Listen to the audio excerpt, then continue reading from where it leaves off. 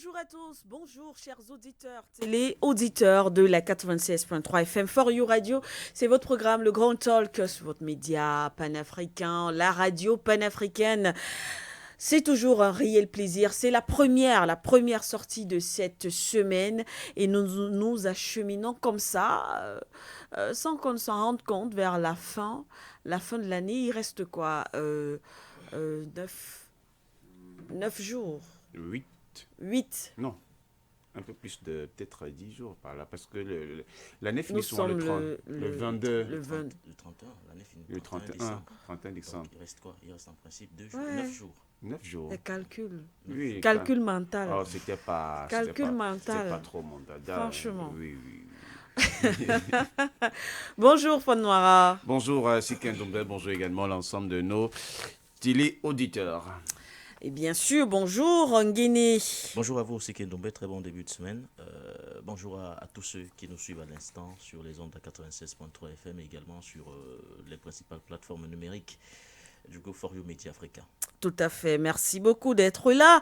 Eh bien, avant de passer la parole à Nguéné, parce que on va avec lui, comme tous les matins d'ailleurs, commenter les sujets qui seront à l'ordre du jour dans le cadre du point sur l'actualité. Eh bien, nous allons tout à l'heure avec Fon Noira, on va se débrouiller, bien sûr avec vous également, à la maison, parce que vous le savez, les débats se déroulent également à travers nos différentes plateformes, Facebook, YouTube et notre application For You Media Africa. Cette actualité au niveau pour parler de la Coupe du Monde, même si actuellement en Afrique, on vit au rythme de la Coupe d'Afrique des Nations d'ailleurs. Je crois que vous avez pu le constater déjà hier avec ce lancement, ce premier match Maroc, Union des Comores. Oui, Maroc-Comores. 2-0. Belle entame pour les Marocains. Oui, Non, c'est eux qui organisent, non? Même comme C'est eux qui organisent. Ce sont eux qui organisent la Coupe, non? Qui en deuxième période ont su faire la différence. Je pense que le strict minimum a été fait. Généralement, quand vous êtes un pays organisateur et que vous êtes appelé à jouer devant votre public, votre premier match. Mais je n'ai jamais compris ça. Pourquoi on dit non, c'est lui qui organise, non, il va gagner. Je n'ai jamais compris. C'est quoi? Non, il a intérêt à gagner parce qu'il c'est ne peut pas gagner. Non, il ne peut pas Oui, gagner. mais généralement, c'est ce qu'on dit. Oui, mais- Tu ne peux pas perdre dans. Pourquoi on le dit? Oui, Parce que tu es chez toi. On ne peut pas admettre que quelqu'un vienne Oui, justement.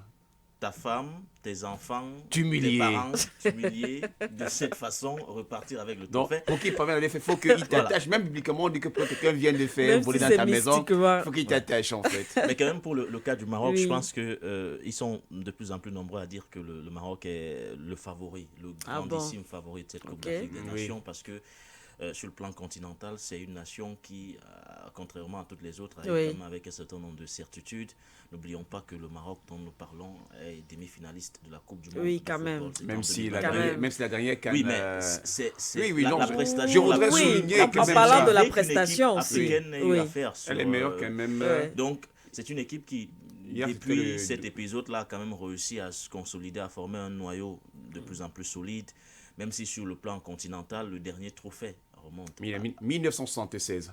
49 ans déjà, une longue attente. Donc, quand vous abritez une compétition comme celle-ci, il Wow. faut comprendre que les supporters marocains soient un tout petit peu ambitieux Ah oui. et exigent Non, ils sont quand même de performants leurs parce joueurs, que Ah oui. justement, sur des 12, prestations. sur 12 matchs, hier était leur dernier, leur 12e match, sur 12 matchs, ils ont 10 victoires et 2 matchs nuls. On peut comprendre que c'est la meilleure équipe africaine de À l'heure à actuelle. Même l'heure au niveau du actuelle. classement Oui. FIFA, je pense que c'est l'équipe qui arrive en tête Wow. parmi toutes les Je sélections crois que tous ces africaines. Donc, matchs, de toutes les façons, sont intéressants, mais je crois que avec la nouvelle configuration géopolitique aujourd'hui, les matchs qui seront joués comme ça par les équipes de l'AES seront encore très très regardés. Mais quand vous parlez Et, justement et- de... et- et nous attendons Sans cela. toutefois couper, Oui. quand on parle sur le plan géopolitique, on a eu à observer hier, puisqu'on était au niveau du commentaire du match, il y avait Oui. le prince Moulay Abdellah, qui est le prince du prince Maroc, héritier. dont le stade Ah. portait le nom, aux côtés du président Azali Assoumani. Assoumani. de- Oh, l'Union des Comores. de l'Union des Il Comores. était là comme ça, ben, il regardait son équipe qui ne parvenait pas à apporter grand-chose. Voilà, de toutes les façons, c'est l'occasion pour vous dire à vous, chers auditeurs et téléauditeurs et téléspectateurs de For You Media Africa, que vous vivrez la CAN, bien sûr, à notre façon, hein, sur les antennes de For You Radio, la 96.3 FM. Vous voyez que nos journalistes sont polyvalents, franchement. Ils sont des experts d'abord aussi sportifs. Nous-mêmes, vous avez vu hier. Donc, ne nous tentez pas, que ce soit le sport, la géopolitique, la politique, l'économie. Les gars sont partout. En tout cas, rendez-vous tout à l'heure d'ailleurs à 15h. Oui, 15h. À 15h, voilà. Mali-Zambie. Pour Mali-Zambie. Ouh, le pays d'Assimi Goïta. Ah, il faut qu'ils gagnent. Hein. Ils sont très attendus. Les Maliens sont très attendus, d'autant plus qu'on court toujours derrière le premier sacre côté malien, oui. qui a une très bonne génération de jeunes joueurs, mais qui n'arrive pas toujours à franchir le cap qui lui permettrait justement d'aller décrocher ce premier sacre continental. En Côte d'Ivoire, on est un peu resté sur notre faim. Oui.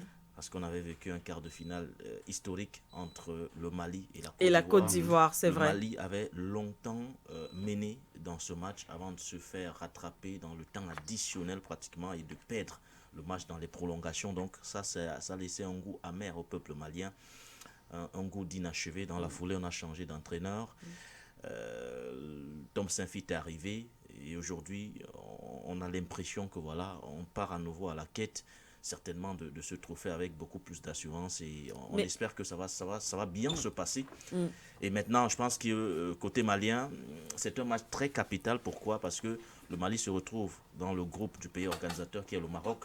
Oui. Donc, oui. La rencontre entre le Maroc et le Mali ne sera pas déjà évidente. Donc, face à la Zambie, il faudra tout faire, tout mettre en jeu pour aller chercher déjà cette première victoire aujourd'hui. Et sur le plan comptable, bien se positionner pour un éventuel deuxième tour. Mais moi, il y a un point, c'est vrai que c'est... Mais c'est très important, en fait, parce qu'au-delà de l'aspect sportif, technique et tout, moi, je vois aussi, hein, vous allez m'excuser, c'est la déformation, l'aspect géopolitique. Vous avez vu, on l'a vécu depuis l'arrivée ou la constitution de ces États de l'AES. Ils sont sanctionnés ça et là dans les institutions. Ils sont repoussés. Bon, ils ont claqué la porte à la CEDEAO, mais on sait, à l'Union africaine, ils sont sanctionnés. Il y a tous ces éléments, mais ça fait plaisir quand même de voir que... Parce que cela pouvait s'étendre même jusqu'à la CAN. Oui. Cela pouvait s'étendre jusqu'à la CAN. Cela pouvait s'étendre jusqu'à la CAN. Ce que vous dites, c'est qu'elle devait être pertinent, d'autant plus qu'aujourd'hui, l'exemple le plus frappant pouvant s'inscrire justement dans ce que vous avancez comme argument, c'est la Fédération de Russie. Voilà. Depuis 2022, quand l'opération spéciale militaire a démarré du côté de l'Ukraine, la Russie a été exclue de toutes les compétitions FIFA. Ce qui fait qu'aujourd'hui, la Russie est privée de Coupe du Monde.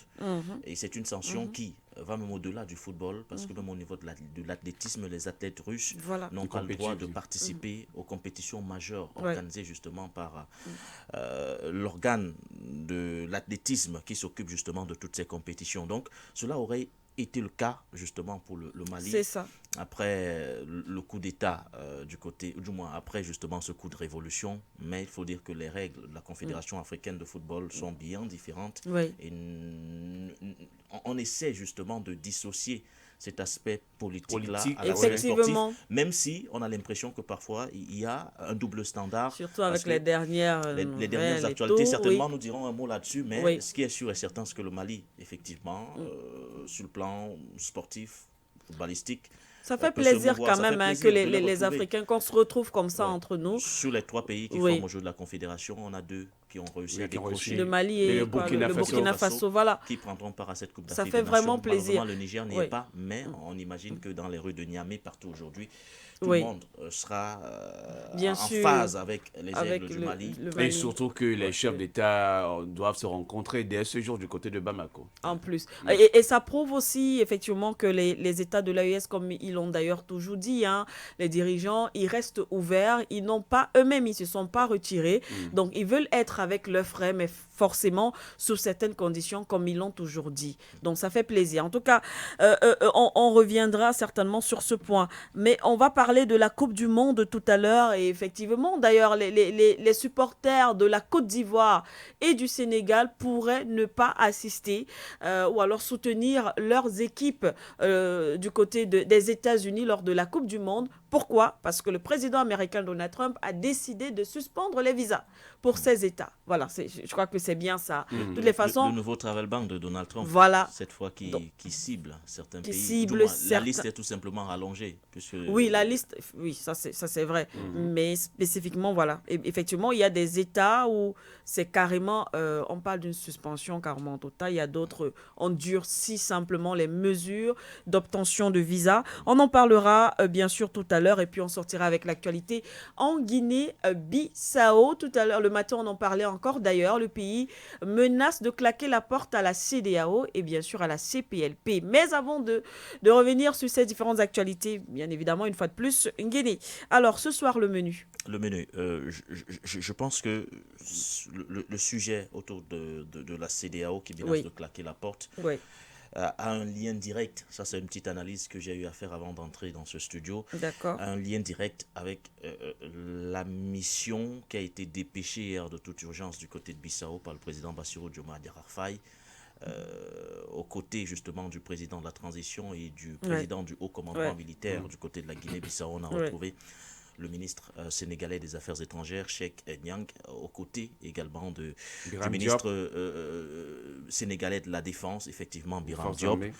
Ils ont été reçus, tous les deux, ces émissaires du président Bassirou Diomaye Diakhar Faye, par le président de la transition de Guinée-Bissau, au cœur donc des échanges. La situation politique d'abord du côté du pays, puisque c'est une situation qui est tendue depuis les événements du 26 novembre dernier, le renversement du président Umaro Sissoco Embaló. Alors, que sont-ils venus chercher officiellement, et selon bien sûr le chef de la diplomatie sénégalaise? Ils sont venus réaffirmer le soutien du Sénégal à cette transition, à la transition bissau-guinéenne. Ils ont été reçus lors de leur audience. La première chose que les autorités bissau-guinéennes ont faite, c'est quoi? C'est de leur soumettre les véritables raisons qui les ont poussés à rompre l'ordre constitutionnel du côté de la Guinée-Bissau.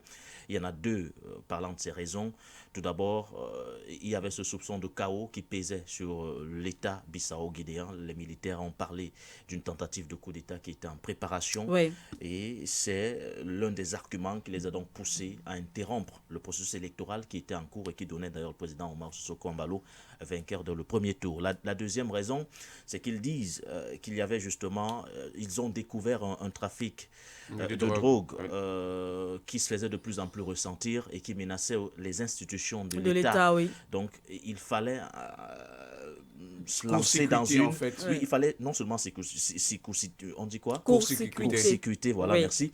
Mais il fallait également mettre tout en œuvre justement pour que les institutions ne soient pas déstabilisées dans leur ensemble. Donc voilà le premier axe notamment de ces échanges. Le deuxième a concerné de très près la situation des prisonniers, de toutes les personnes interpellées juste après le coup d'État du 26 décembre dernier. Et quand on écoute le chef de la diplomatie sénégalaise, oui, le 26 novembre, et quand on écoute le chef de la diplomatie sénégalaise, il nous dit qu'ils, de concert avec le président Bassirou Diomaye Diakhar Faye, ils ont obtenu les assurances de la part des nouvelles autorités bissau-guinéennes afin que tous ceux qui ont été interpellés le 26 novembre soient relaxés ou encore libérés. Je vais même peut-être ajouter à la suite que selon Oliveira, le chef de la diplomatie bissau-guinéenne, il a eu indiqué qu'après justement le point de presse, il devait aller regarder les principaux opposants, donc Domingo Simão Pereira. Oui, effectivement, c'est une étape qui a été effectuée hier du côté de la Guinée-Bissau, c'est-à-dire que c'était compris dans le processus. Dans le processus, oui. Il y a eu cette visite qui a été effectuée, mais ce qui m'intéresse davantage, c'est qu'on nous parle d'une mission du Sénégal avec le chef de la diplomatie en tête et le ministre de la Défense. Certainement, on a inclus le ministre de la Défense parce qu'on estime qu'entre militaires, on peut bien se comprendre. C'est pourquoi le ministre sénégalais de la Défense était présent. Mais ça intervient au moment où la Guinée-Bissau, justement, menace de claquer la porte. Et aussi, il ne faut pas aussi se dire que le Sénégal, selon bien sûr le dernier sommet, devra prendre la présidence de la commission de la CEDEAO en juin. Donc, ce n'est pas à dessein que ce soit quand même le Sénégal. Il faut contextualiser justement l'arrivée de ces émissaires du président Bassirou Diomaye Diakhar Faye du côté de la Guinée-Bissau dans ce contexte-là où effectivement les nouveaux dirigeants bissau-guinéens menacent de claquer la porte avec raison, d'autant plus que vous vous souvenez que lors du sommet du 14 décembre dernier du côté d'Abuja, les dirigeants de la CEDEAO ont rejeté le chronogramme de transition, exigeant qu'il y ait un retour immédiat à l'ordre constitutionnel. Alors, beaucoup sont ceux qui n'ont pas compris la démarche de la CEDEAO, parce que les militaires aujourd'hui au pouvoir sont pourtant partis sur une transition de 12 mois, une courte transition, c'est-à-dire 1 an seulement. Alors, leur chronogramme de transition est rejeté. On a l'impression que du côté de Bissau, ça a dû fâcher les nouvelles autorités. Et derrière, la semaine dernière, il y avait une allocution justement du président qui était prévue. Nous avons appris qu'elle a été annulée de toute urgence parce qu'il fallait permettre au Conseil national de transition, qui venait à peine d'être installé, de plancher justement sur ce possible retrait de la Guinée-Bissau de la CEDEAO, mais également de la communauté des pays partageant la langue portugaise en commun. Donc, c'est donc dans ce contexte que la mission du président Bassirou Diomaye Diakhar Faye arrive du côté de la Guinée-Bissau. De façon générale, s'il faudrait aujourd'hui retenir quelque chose de ces échanges-là, c'est que tout s'est bien passé.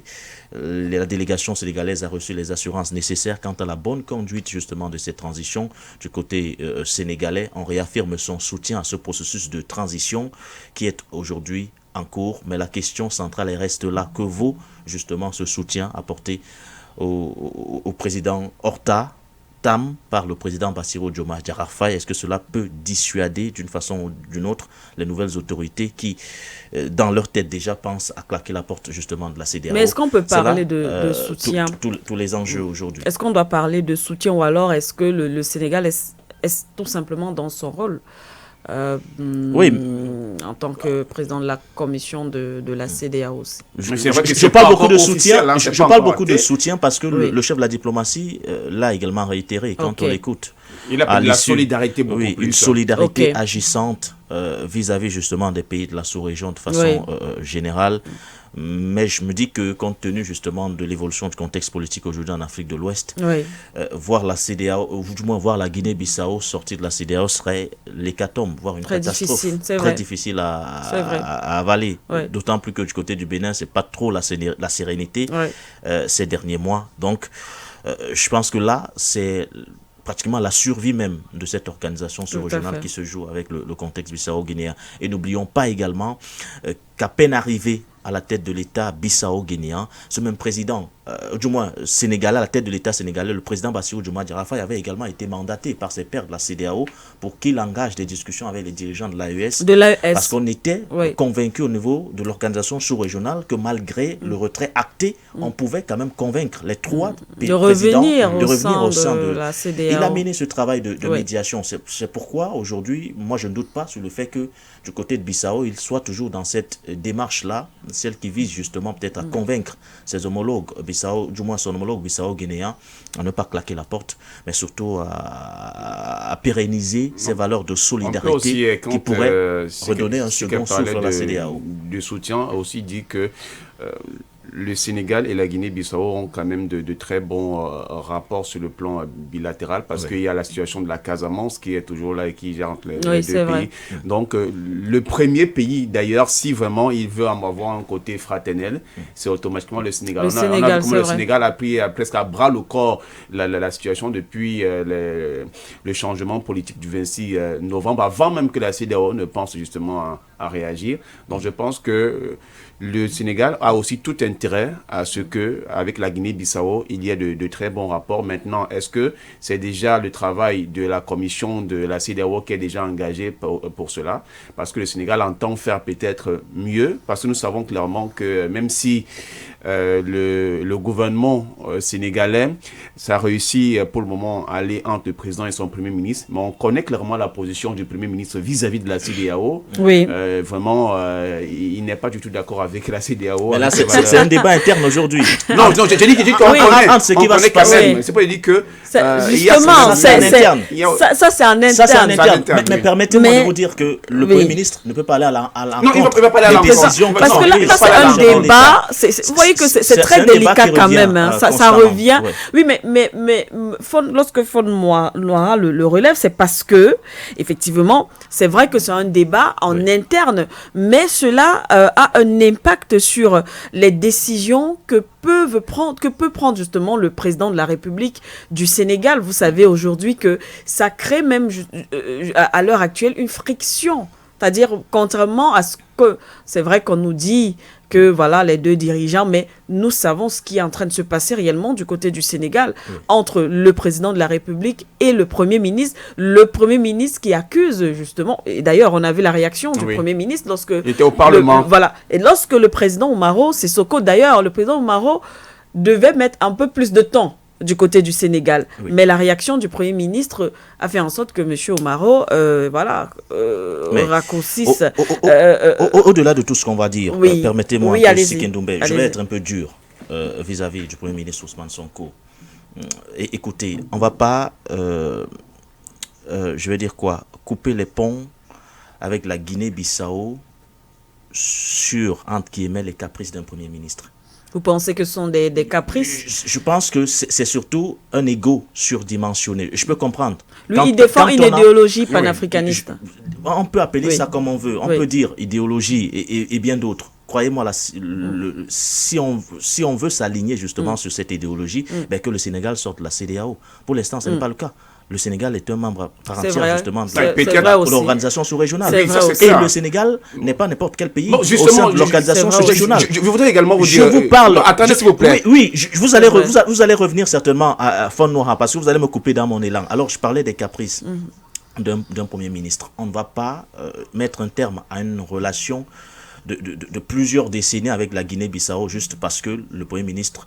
pour lui, a, je vais dire quoi, ces idées qu'il souhaite implémenter aujourd'hui. Le président Bassirou Diomaye Diakhar Faye est sur une lancée, celle de consolider les relations avec la Guinée-Bissau. Si ça doit passer par la CEDEAO, on le fera. Et c'est pas nouveau avec le président Bassirou Diomaye Diakhar Faye. Je vous rappelle que sous le magistère du président Embalo, il y a eu plusieurs rencontres avec le président Bassirou Diomaye Diakhar Faye. Concernant les deux dirigeants, à un moment donné, je parle parce que j'ai suivi le dossier, le président Embalo a même a failli jouer un rôle de médiateur pas seulement entre la Casamance, entre les nouvelles autorités sénégalaises et l'ancien président. Il a d'ailleurs fait. Il s'est impliqué dans ce dossier. Parce que je vous assure qu'il y ait une sortie. Pour qu'il y ait une sortie. Que la crise ne soit pas, ne s'amplifie pas, effectivement. Et je vous assure que si le président Macky Sall était revenu au Sénégal, ça aurait été en partie grâce aux efforts déployés sur le terrain par le président Oumaro Sissoko Embalo. À plusieurs reprises, on a écouté le président Embalo sur le dossier. Il vous disait, j'ai échangé avec mes frères du Sénégal. Je leur ai donné le bien fondé d'un dialogue entre l'ancien président Macky Sall et eux aujourd'hui qui sont au pouvoir. Ce, pas pour le bien peut-être de l'ancien président, encore de nouvelles autorités, mais surtout pour le bien fondé du peuple sénégalais. Donc, ça ne serait pas nouveau. On ne va pas jeter tout cela, on ne va pas cracher sur tous ces acquis aujourd'hui, parce qu'on estime qu'en interne, tout ne va pas très bien, justement, entre le Premier ministre, ou du moins, tout ne va pas, ou du moins les deux dirigeants ne se regardent pas toujours, dans la même direction. Il y a des acquis sur lesquels il faudrait capitaliser. Le président Embalo a joué un rôle primordial. Oui, on capitalise sur ça. Il y a la question de la Casamance. Ça, effectivement, c'est un point à prendre très au sérieux aujourd'hui. Mais pour moi, je me dis que voir cette délégation du côté de la Guinée-Bissau, je pense que ça cadre parfaitement avec la vision du président Bassirou Diomaye Diakhar Faye qui s'est toujours positionné comme celui-là qui rassemble au lieu justement de diviser aujourd'hui au niveau de la sous-région. On est d'accord, je suis tout à fait d'accord avec l'exposé que vous venez de faire sur la position prise par les nouvelles autorités sénégalaises. Vraiment, il n'y a rien à discuter. Quand je suis en train d'évoquer le cas de la CEDEAO, parce que c'est un cas qui est interne, mais on sait aussi clairement que dans la prise peut-être de décision, parce qu'un Premier ministre dire de façon ouverte que cela relève du président, ce qu'il va vouloir faire, c'est son point de vue, mais vous savez clairement quelle est ma position. Il y a quand même sur un plan politique national au Sénégal, ça peut avoir certaines répercussions. Et c'est la raison pour laquelle, même lorsque le Sénégal avait été justement choisi comme étant le futur dirigeant de la commission de la CEDEAO, lorsque nous traitons ce papier, on s'est dit que peut-être en prenant la commission de la CEDEAO et au niveau d'un certain nombre de griefs dont on fait par la CEDEAO dans ses velléités, d'être par une CEDEAO des peuples, peut-être ça pourrait faire en sorte que le Sénégal redonne une autre image à la CEDEAO, étant à la tête de la commission. Donc, il y a une prise en compte quand même, on se plaint quand même de la CEDEAO dans plusieurs pays. Et le point souligné de l'idéologie du Premier ministre, je ne vois pas ça comme une sorte de caprice, mais ça peut être comme un élément vecteur qui fasse en sorte que le Sénégal donne une autre coloration de la CEDEAO. C'est pourquoi j'ai dit que peut-être que c'est le travail qui a déjà commencé avec notamment les rencontres, mis à part la relation bilatérale que le Sénégal entretient avec la Guinée-Bissau. Il faut que le Premier ministre fasse son travail. Il faut que le Premier ministre fasse son travail. Non, j'ai pas dit le contraire, j'ai dit que mais... Il laisse le chef de l'État également faire son travail. On est d'accord. Mais il est clair que... Est-ce que vous êtes conscient, tout de même, Fonnoa, qu'actuellement au Sénégal, les positions du Premier ministre ont, d'une façon ou d'une autre, influencé la politique impulsée par le président. C'est l'influence. Jusqu'à présent.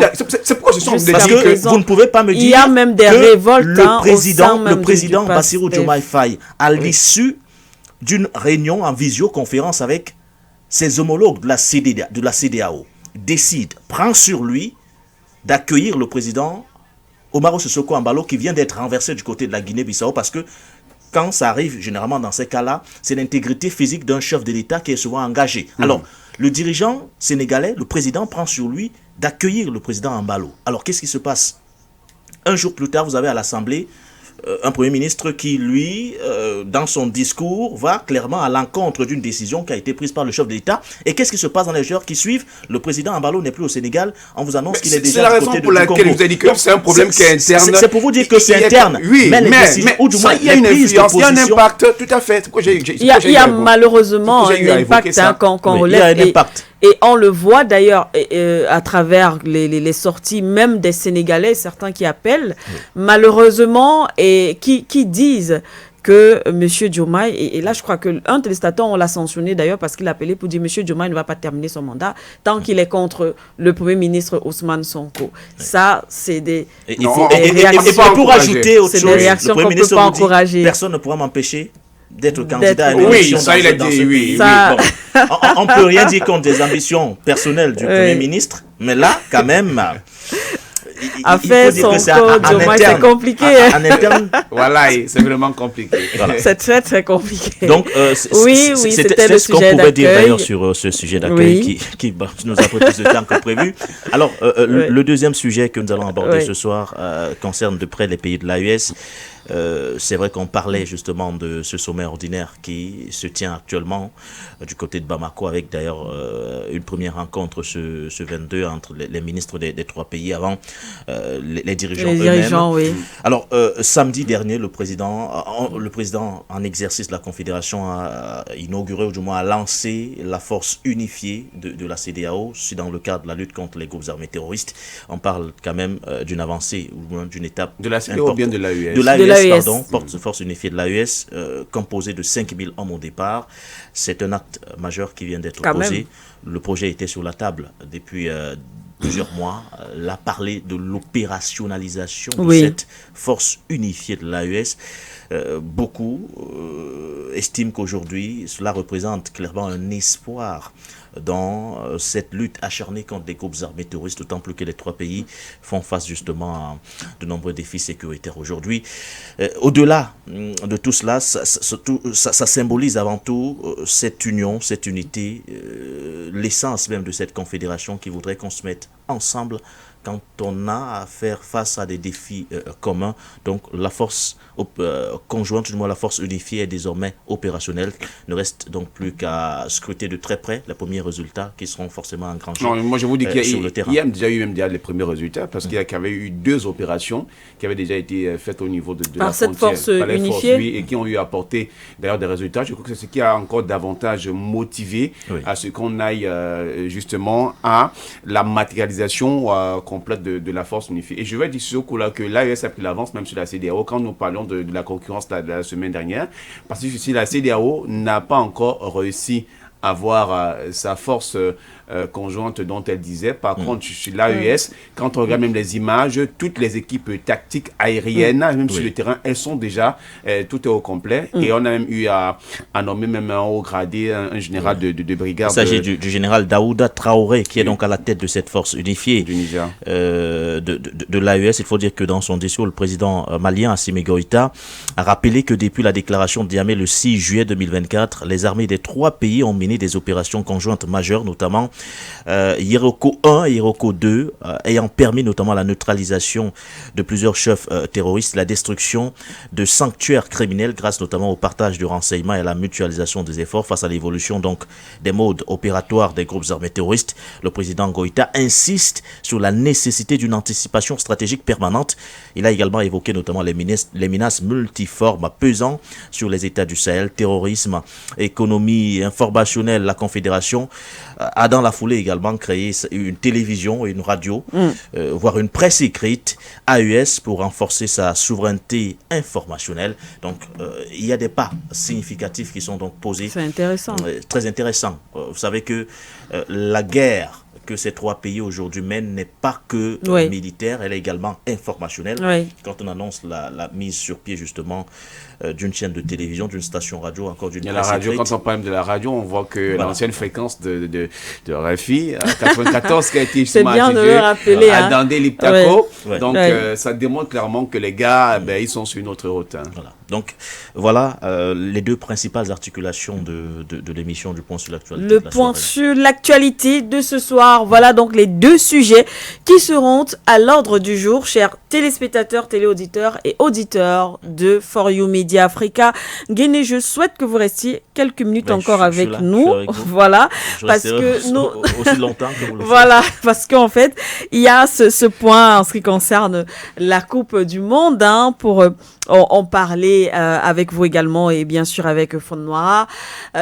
Cette décision du président, parce qu'il y a cet aspect politique, il y a l'aspect géopolitique, mais il y a aussi l'aspect sportif, technique. Et c'est tous ces éléments-là, nous devons justement les mettre sur la table, les commenter, analyser et à chacun justement de tirer ses propres conclusions.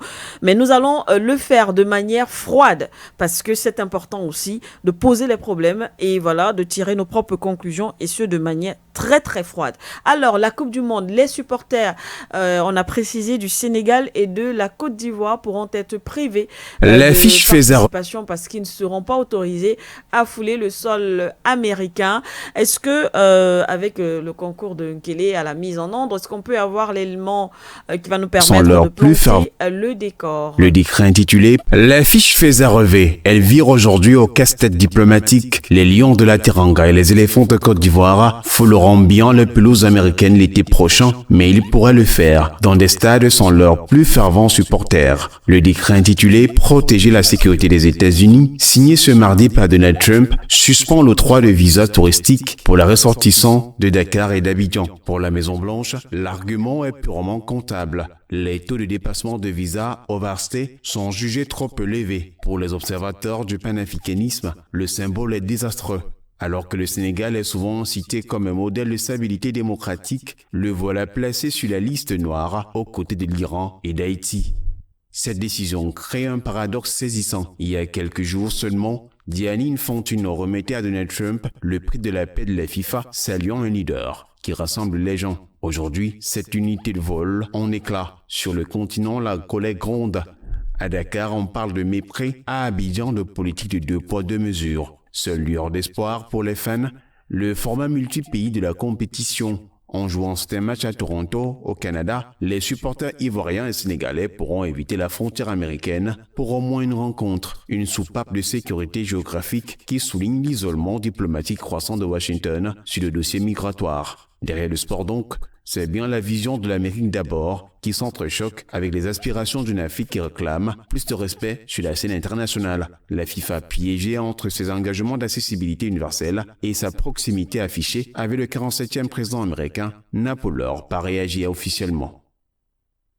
Eh bien voilà pour cette actualité, cette information, alors que le monde vibre au son de la Coupe d'Afrique des Nations qui se déroule actuellement du côté du Maroc.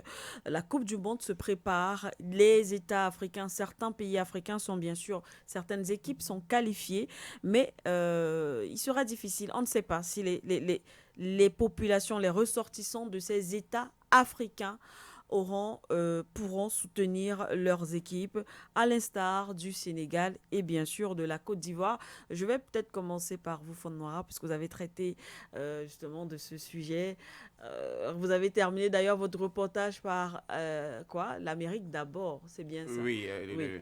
la politique La américaine, politique, voilà. de Donald Trump. American First. American First, Oui. donc, la FIFA se retrouve piégée Oui. à l'intérieur. En fait, le document qu'avait donc proposé l'administration Trump il y a quelques jours, c'était un mardi de la semaine dernière, le nouveau Travel Ban disait donc protéger l'Amérique au niveau des risques de migration. Ils ont eu donné comme raison, c'est le taux de tourisme, donc les visas qui sont Élevé. le Ok. overstay, ça veut dire par là quand vous attribuez un visa de touriste, quand vous partez, ce visa prend fin, vous ne rentrez pas chez vous. Ah, d'accord. Vous restez sur le territoire Ok. américain. Oui. Donc ils disent donc que le Sénégal a une hausse de 4,3 pour 30% et la Côte Ok. d'Ivoire de 8,47%. Ok. Alors quand on regarde cela, on se rend compte que le Sénégal, quand même, c'est un pays qui fait partie des pays stables en Afrique. Comment en fait-on pour arriver là? Donc Donald Trump, en sortant dans des mesures, a eu à durcir le ton. Il y a eu un élargissement parmi lesquels Haïti et ces pays africains. Sauf que le problème qui se pose, c'est quoi? C'est que quand en Guinée, on était en train de l'évoquer, la FIFA, qui généralement dit que le politique ne doit pas s'immiscer Oui. dans le sport, Oui.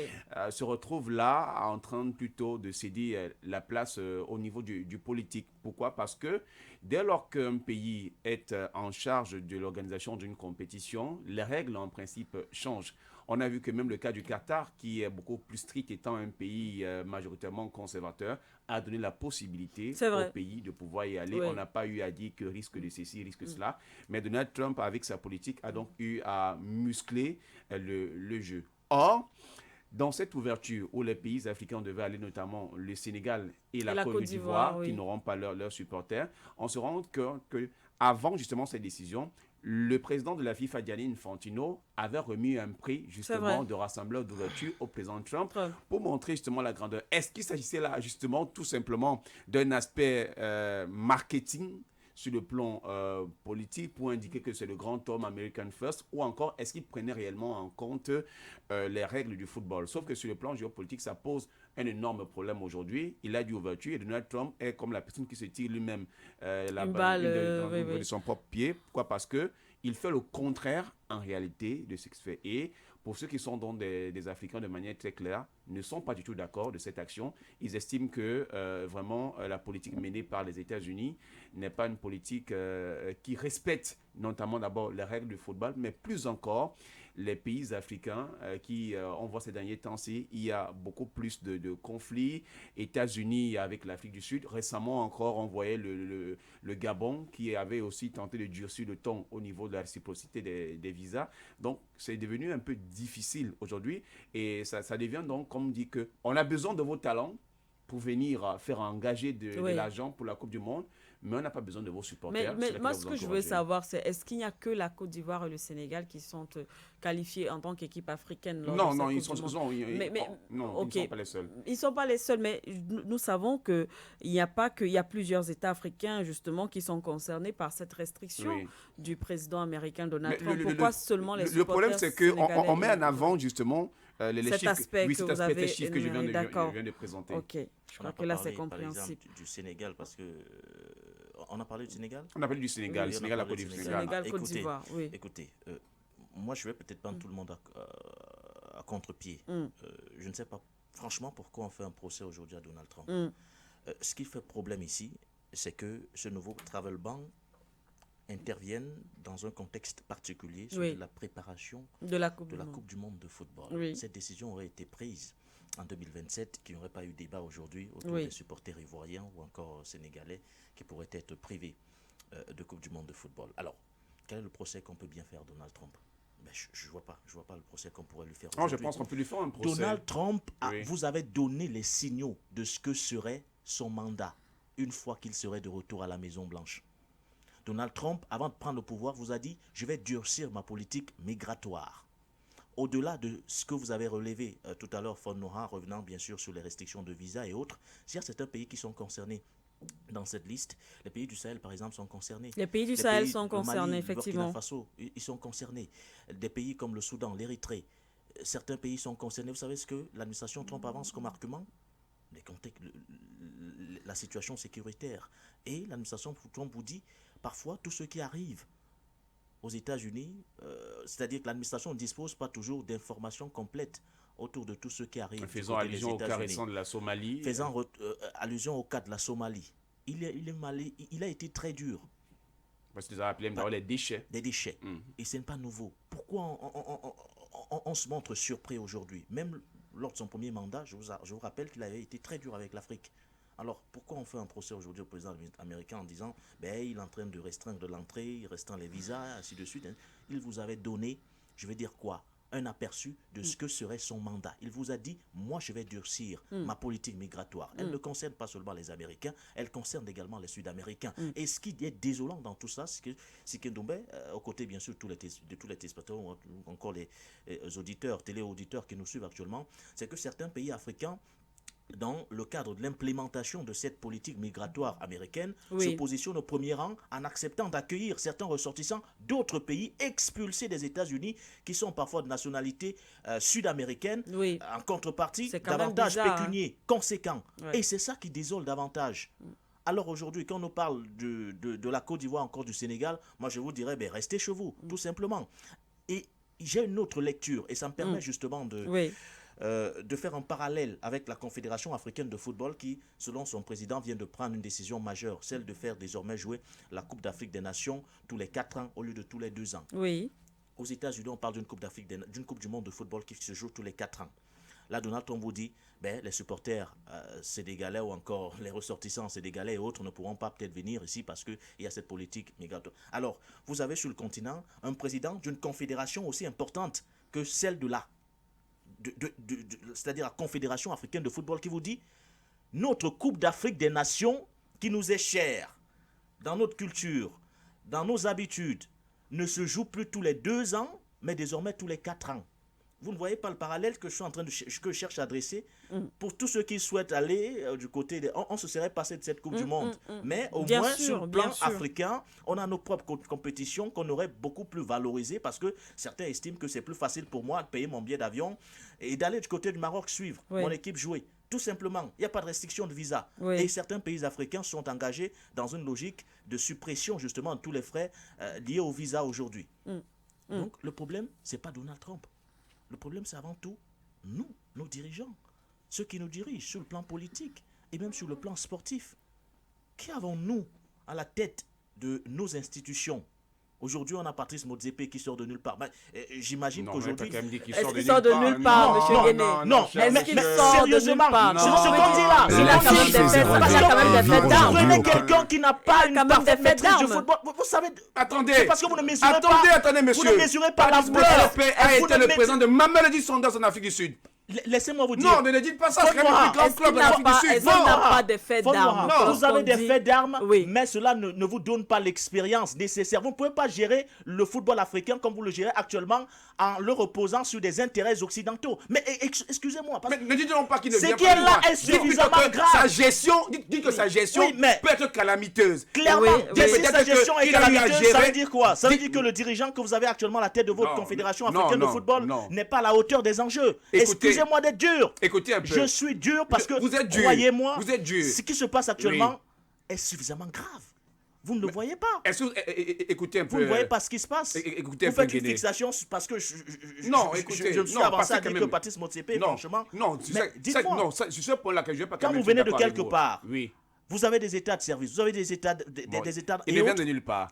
Dites-moi je vais dire par là que dans votre management, c'est l'homme qui est dans une autre forme de politique. Parce que quand même, en Afrique du Sud, un club comme le Mamelodi Sundowns, même sur le plan continental africain, vous ne pouvez pas cracher sur le Mamelodi Sundowns. Je n'ai pas craché sur le Mamelodi Sundowns. Non, j'ai craché sur le dirigeant. Mais quand vous dites qu'il vient de nulle part, j'ai craché sur le dirigeant. Je n'ai pas craché sur le Mamelodi Sundowns. Écoutez, oui, mais sur le dirigeant.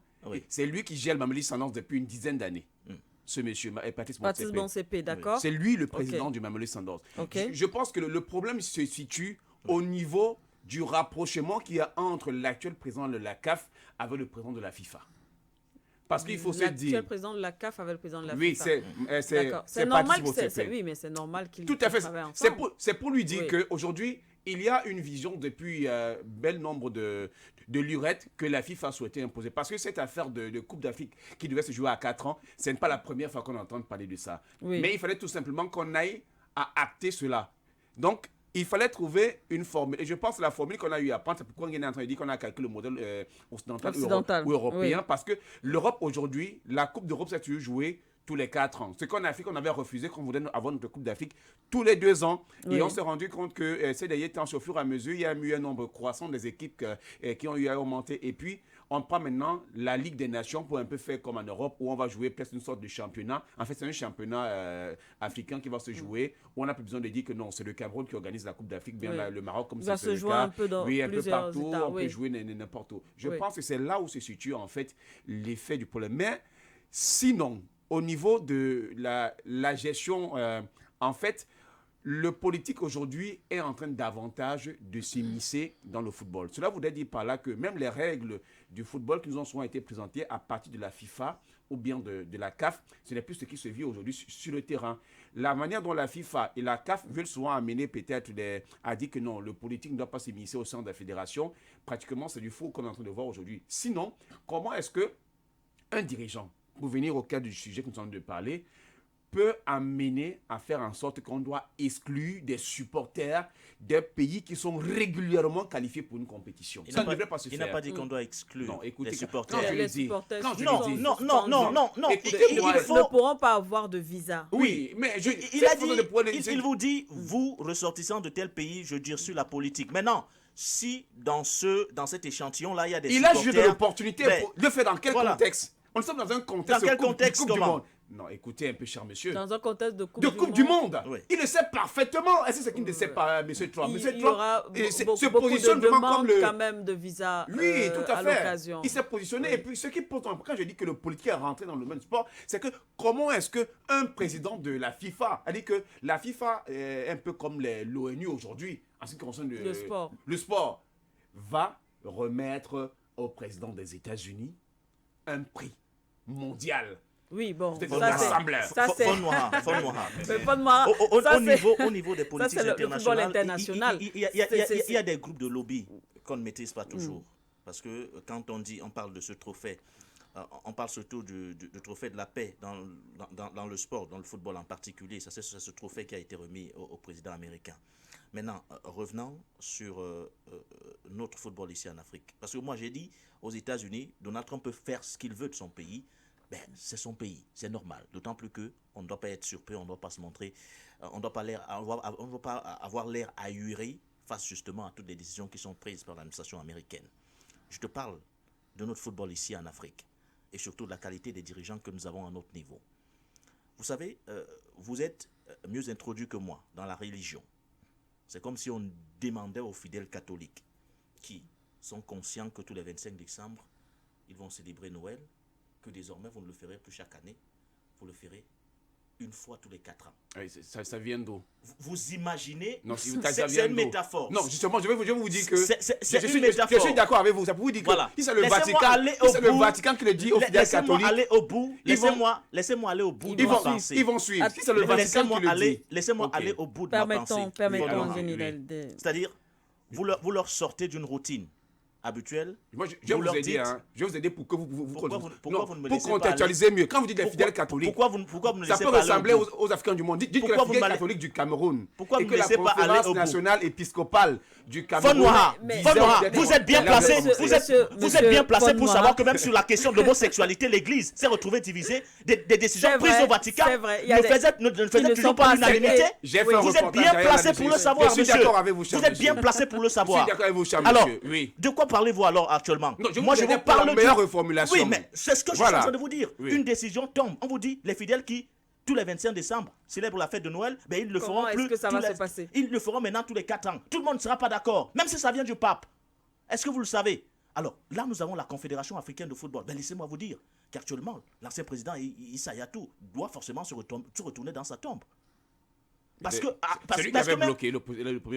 que sous l'ère Issa Hayatou, il était difficile d'envisager qu'on modifie non seulement le format d'une Coupe d'Afrique des Nations. Quand je parle de format, on pouvait l'améliorer peut-être.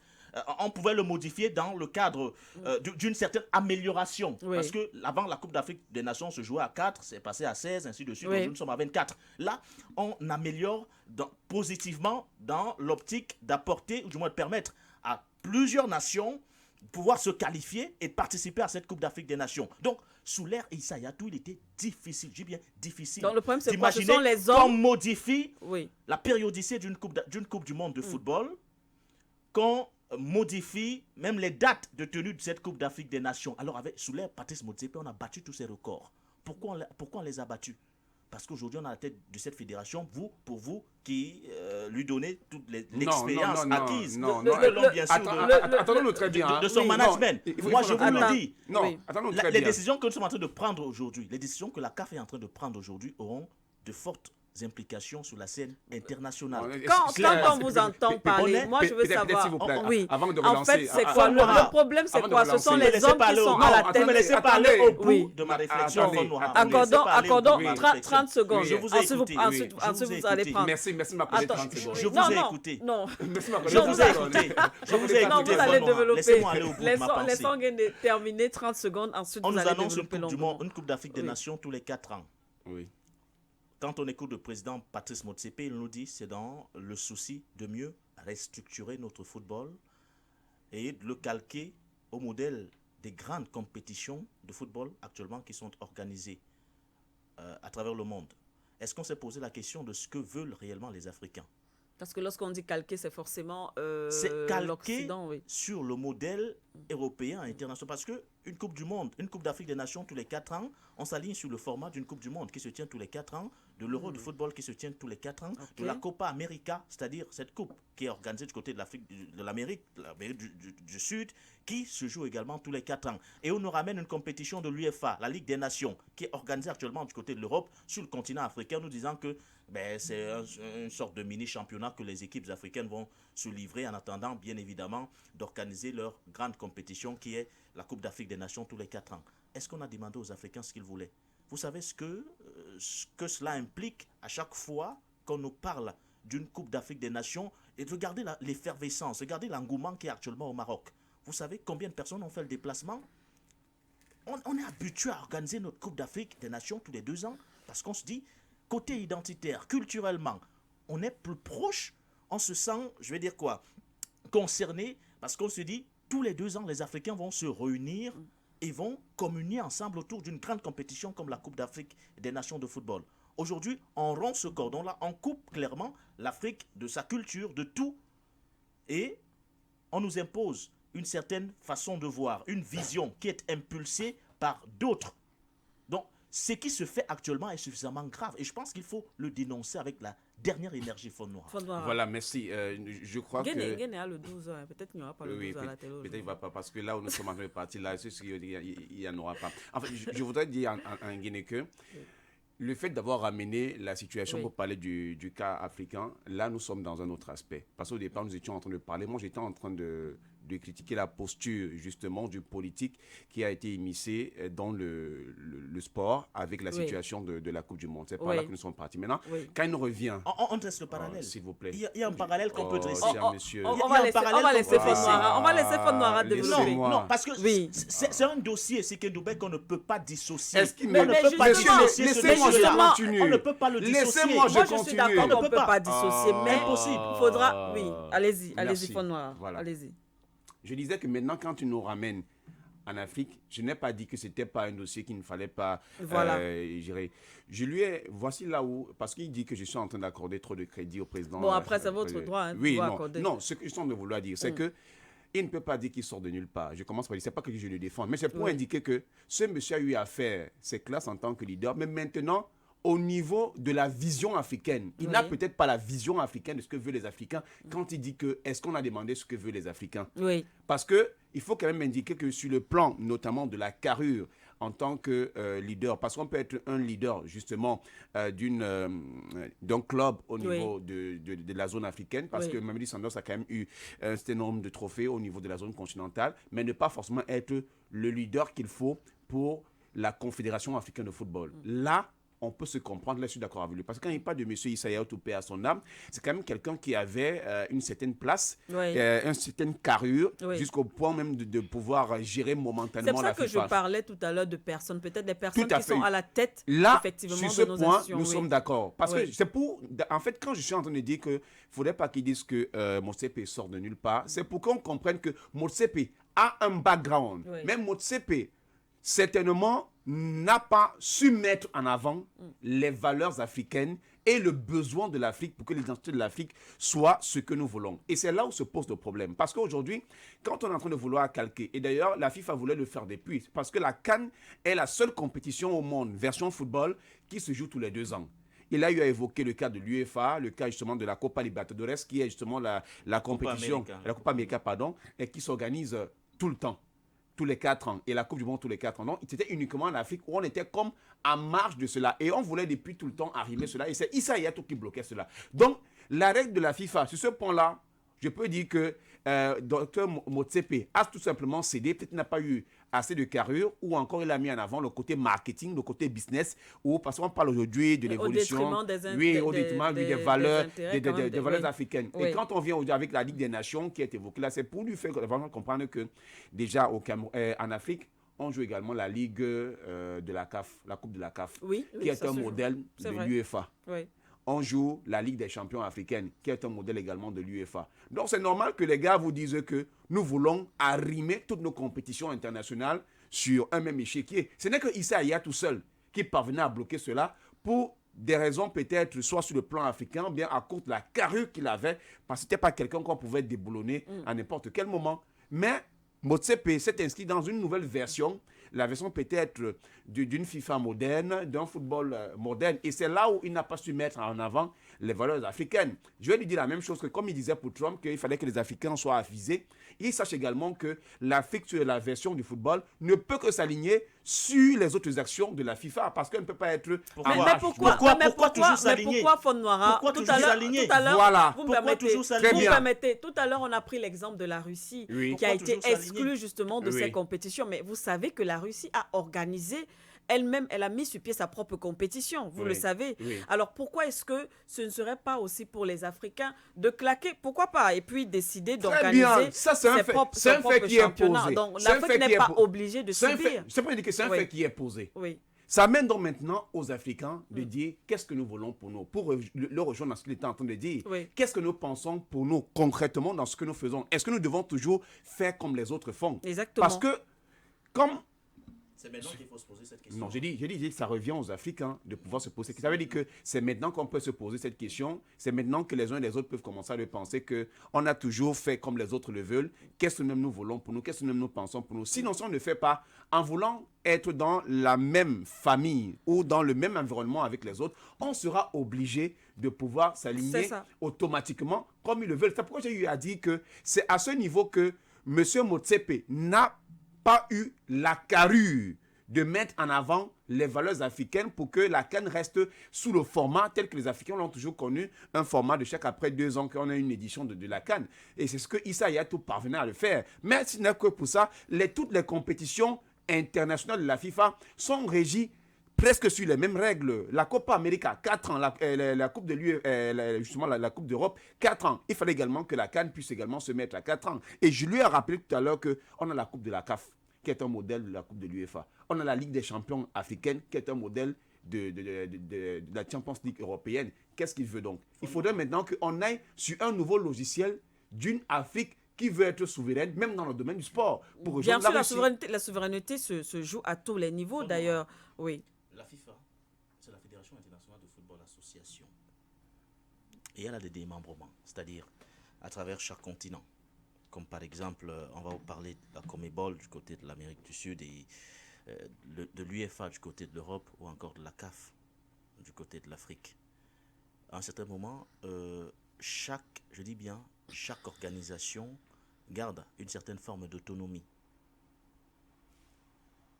Et même entre l'UEFA et la FIFA, tout n'a pas toujours été rose autour de certaines compétitions. Je vous rappelle qu'à un certain moment, même du côté de l'UEFA, certaines associations ont estimé que la Ligue des champions de football qui se jouaient, il fallait qu'on lui apporte une concurrence directe. Certains dirigeants des clubs ont d'ailleurs milité pour la création d'une autre compétition. Donc, c'est pour vous dire quoi? C'est pour vous dire que vous pouvez, effectivement, comme d'ailleurs la CAF l'est actuellement affiliée à la FIFA, mais garder une certaine forme d'autonomie. Ça ne marchait pas avant. Pourquoi aujourd'hui ça marche? Parce que, effectivement, tout dépend des dirigeants actuels que nous avons au niveau de la Confédération africaine de football. Donc, je pense qu'au-delà de tout ce qu'on peut relever, tout ce qu'on peut dire, l'idée d'une Coupe d'Afrique des Nations, tous les 4 ans, pour moi, reste clairement, je vais dire quoi? Je ne sais pas si je dois appeler un mirage, mais on doit se lever aujourd'hui et dénoncer tout ce qui est en train de se faire, du moins tout ce qui se passe. On nous brandit le côté business. Ouais, mais pourquoi on ne peut pas capitaliser sur la Coupe d'Afrique des Nations qu'on organise tous les 2 ans afin justement de créer toutes les conditions nécessaires qui peuvent permettre justement à la CAF de les rendre, toutes ces compétitions-là, pas seulement la CAN, mais beaucoup plus rentables. L'autre chose qu'on ne dit pas suffisamment aujourd'hui dans ce qui se passe, c'est que on a l'impression que les dirigeants actuels de la CAF, ou du moins le dirigeant Patrice Motsepe, il est en train de céder à la pression que certains dirigeants des clubs, dans lesquels d'ailleurs évoluent tous ceux qui sont aujourd'hui, ou du moins la majorité des joueurs qui sont présents du côté du Maroc, évoluent. Vous savez pourquoi je le dis? Parce que même au niveau des clubs européens aujourd'hui, certains dirigeants ont retenu des joueurs jusqu'à la veille de cette compétition. On parle du Cameroun. Christian Kofane, il est arrivé dans la tanière, c'était hier qu'il est arrivé dans la tanière, parce que son club a refusé de le libérer bien avant. Il a fallu qu'on essaie d'échanger avec la Fédération camerounaise de football pour qu'on le libère. Donc il y a ce chantage qui est fait. Et ce qui dérange aujourd'hui, c'est que la périodicité de cette compétition est changée. Et ça, c'est une chose qu'on ne voyait pas sous l'ère Issa Hayatou. Donc aujourd'hui, quand un dirigeant fait mal, il faut avoir l'honnêteté de le reconnaître. Patrice Motsepe n'est pas à la hauteur aujourd'hui des enjeux. Là maintenant, on est d'accord. Mais je voulais tout simplement pour vous dire qu'il ne fallait pas qu'on dise qu'il vient de nulle part, parce que c'est un gestionnaire de football, mais qui a manqué de carrure. Qu'est-ce que vous mettez dans gestionnaire de football? Le fait pour vous d'avoir été président d'un club ne vous donne pas forcément l'expérience nécessaire. Non, mais ça c'est sûr. Non, mais c'est ce que je vous dis. Parce que vous allez le fait d'avoir été président d'un club de football ne fait pas de vous, ne vous donne pas l'expérience nécessaire. Il n'a peut-être pas le profil pour gérer. Oui, c'est pas pour dire que s'il est là, c'est parce que il a des connaissances dans le domaine du football. Il faut qu'on sache qu'il a des connaissances, mais il a une incapacité, suffisante. Là, c'est normal. Parce que quand on dit que quelqu'un vient de nulle part, c'est qu'on peut dire que c'est quelqu'un peut-être qui n'a jamais su comment les transferts se passent, comment j'ai une équipe de football qui est placée là. Non, on doit le dire. Pourquoi on doit comprendre l'impact que c'est un gestionnaire de football qui est là, mais qui ne parvient pas. C'est là où il n'est pas en train de me comprendre ce que je suis en train de dire. Il pense que je suis en train de vouloir peut-être prendre la place de l'avocat de M. Motsepe. Non, c'est pas ça. Non, vous avez l'impression de le faire. Non, ce n'est pas ça. Je veux qu'on dise que M. Motsepe est le président de Mamelodi Sundowns en Afrique du Sud. Et c'est ce président-là qui ne parvient pas à protéger les intérêts des Africains. D'accord. Parce qu'il doit comprendre, mais il est en train de penser à autre chose. De toutes les façons, c'est un débat et je pense que nos téléspectateurs et téléauditeurs et auditeurs d'ailleurs et surtout, chacun saura en tirer ses propres conclusions. Le quelques minutes, peut-être avant de libérer. Merci déjà beaucoup à Nguéné parce que il a été avec nous. Il a fait la grande partie de... Il a moins de 10 minutes, c'est pas si pouvoir faire quelque chose. De cette émission. Moi, ce que je veux peut-être dire, ma petite connaissance, déjà, c'est que j'ai été quand même offusquée lorsque le président américain a publié la liste de ces États, effectivement, qui ont été, qui sont interdits de visa ou sont suspendus de visa, ces États africains. Et puis, il y avait certaines réactions que ce soit des Africains ou des dirigeants, peut-être pas des chefs d'État, mais certains qui occupent des postes assez importants en Afrique qui publiaient cette liste et disaient « Ah, heureusement, notre pays n'est pas compté parmi les pays qui ont été sélectionnés. » Et puis, ils étaient en joie. Et puis, d'autres venaient « Félicitations, vraiment, votre pays n'est pas concerné. » Donc, je trouvais ça vraiment... ça faisait vraiment pitié, franchement, qu'on puisse se réjouir à ce niveau. Et puis, Nguéné a soulevé un point quand même assez intéressant. Les États-Unis qui ferment un peu, on peut le dire comme ça, qui durcissent leur politique migratoire, mais qui renvoient chez nous, nous, États africains, ceux-là qui sont en train de repousser ou de chasser sur leur territoire. Et nous, on les accepte pour des raisons, entre guillemets, ce qu'on nous présente officiellement, pour des raisons financières. C'est encore vraiment aberrant, c'est même incompréhensible. Et lorsqu'on dit, c'est un mot qui peut choquer, que l'Afrique est considérée comme la poubelle du monde, et voilà, c'est des exemples comme ça qu'on peut prendre hein, pourquoi pas matérialiser ces paroles. Et il faut dire que certains dirigeants africains ont du mal parfois à rejeter cette offre du président américain parce qu'ils craignent les représailles qu'il y aura bien après. Parce que c'est souvent difficile de dire non à un chef d'État comme le président américain. D'autant plus quand on s'appelle Donald Trump, on sait que parfois son côté lunatique et instable peut parfois le pousser à prendre certaines décisions sous le coup peut-être de la colère, mais certains dirigeants, ça c'est une réalité, ont du mal parfois à dire non. Et préfèrent capitaliser plutôt sur les avantages pécuniaires plutôt conséquents qui leur sont reversés. Et c'est malheureux, mais l'autre interpellation, justement, c'est nos dirigeants. On parlait tout à l'heure de la carrure à la tête, parce qu'il n'y a pas que nos États. Effectivement, il y a donc justement les organisations, par exemple, parce que notre souveraineté doit pouvoir s'exprimer sur tous les aspects culturels, l'éducation, la société, le sport, comme on est en train de le voir. Et c'est justement cela. Il faudra à un moment donné que nos dirigeants tapent du poing sur la table pour exprimer, pour imposer leur souveraineté.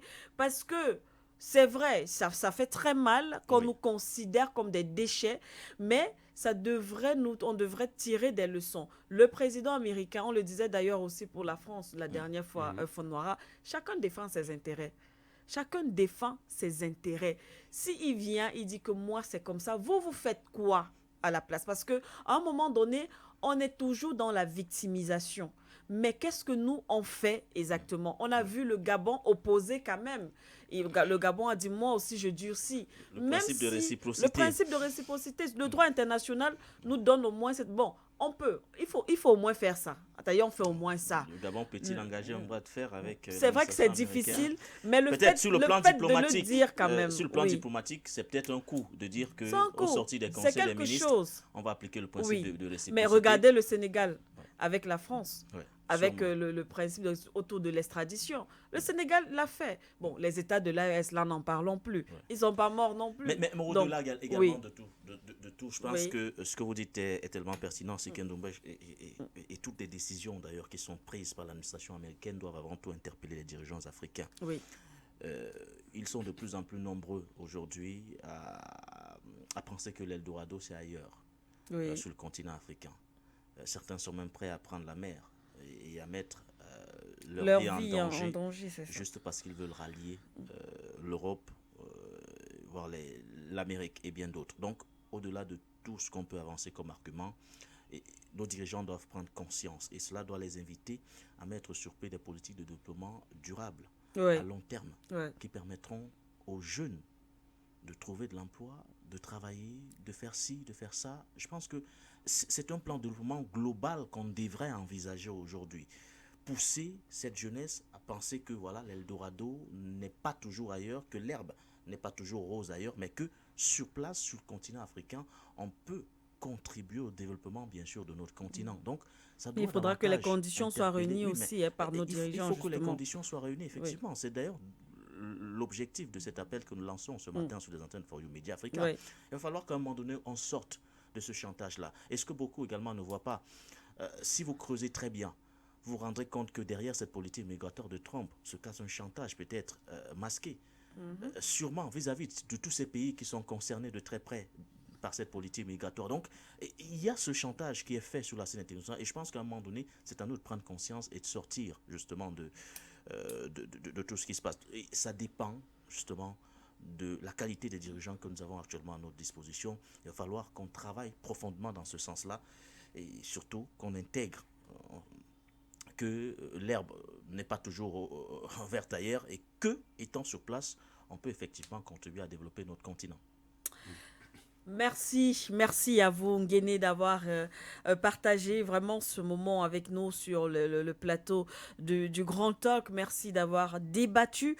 Je crois que nos téléspectateurs et téléauditeurs et auditeurs, je pense que chacun a pu se faire sa propre idée sur ce qui se passe exactement. Il y a une réflexion qui est d'ailleurs menée là-dessus, qui sera certainement disponible sur les différentes plateformes de For You Media Africa. Vous aurez l'occasion de commenter une fois de plus, mais surtout aussi de vous abonner et de partager. Une réflexion sera proposée dans les heures qui suivent.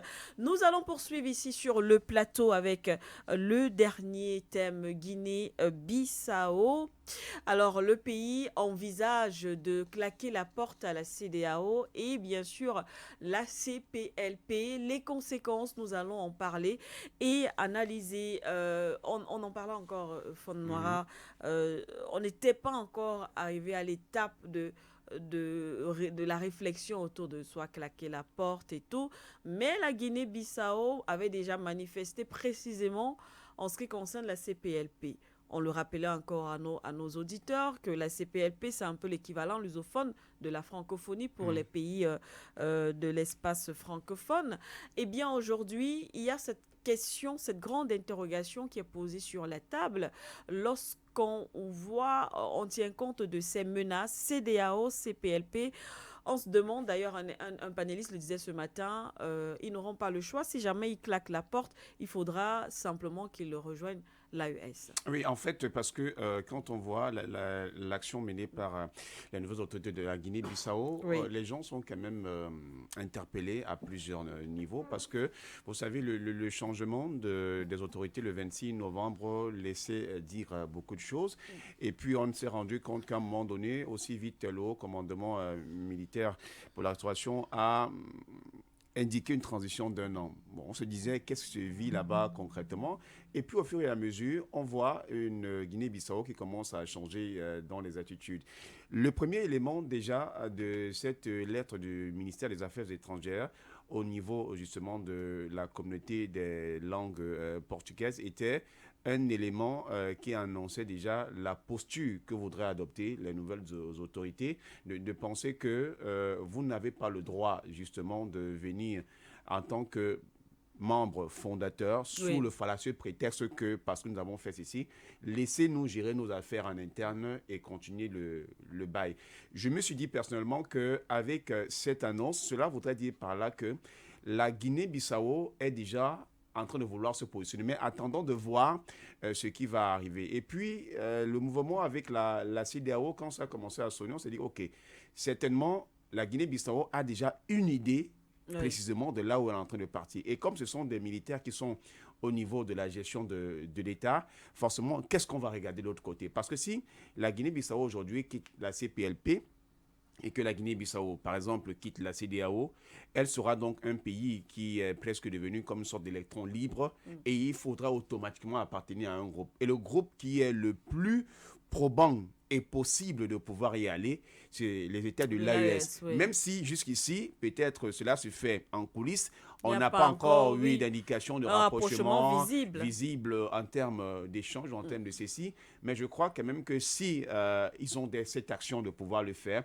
et c'est possible. Et comme Guénayu a indiqué au départ, quand il présentait un peu les sujets du point sur l'actualité de ce soir, je crois que la sortie de la Guinée-Bissau, de la CEDEAO, fera beaucoup de mal à cette organisation sous-régionale. Parce qu'on va se dire que, quand même, nous sommes déjà en train de franchir un pas qui est énorme. Là, à voir que ce sera le 4e pays qui quitte, et les récents événements du côté de Bénin, il y a une alerte forte qui se fait entendre. Donc, il y a cette situation de Bissau qui amène davantage à réfléchir et se dire aujourd'hui que, est-ce que finalement, les pays africains, dans leurs actions, ont toujours cette volonté de pouvoir se prendre en main. Mais je vous dis, je suis sûr d'une chose, c'est que la Guinée-Bissau, telle qu'on est en train de la voir, c'est une Guinée-Bissau qui n'aura plus envie de retourner en arrière.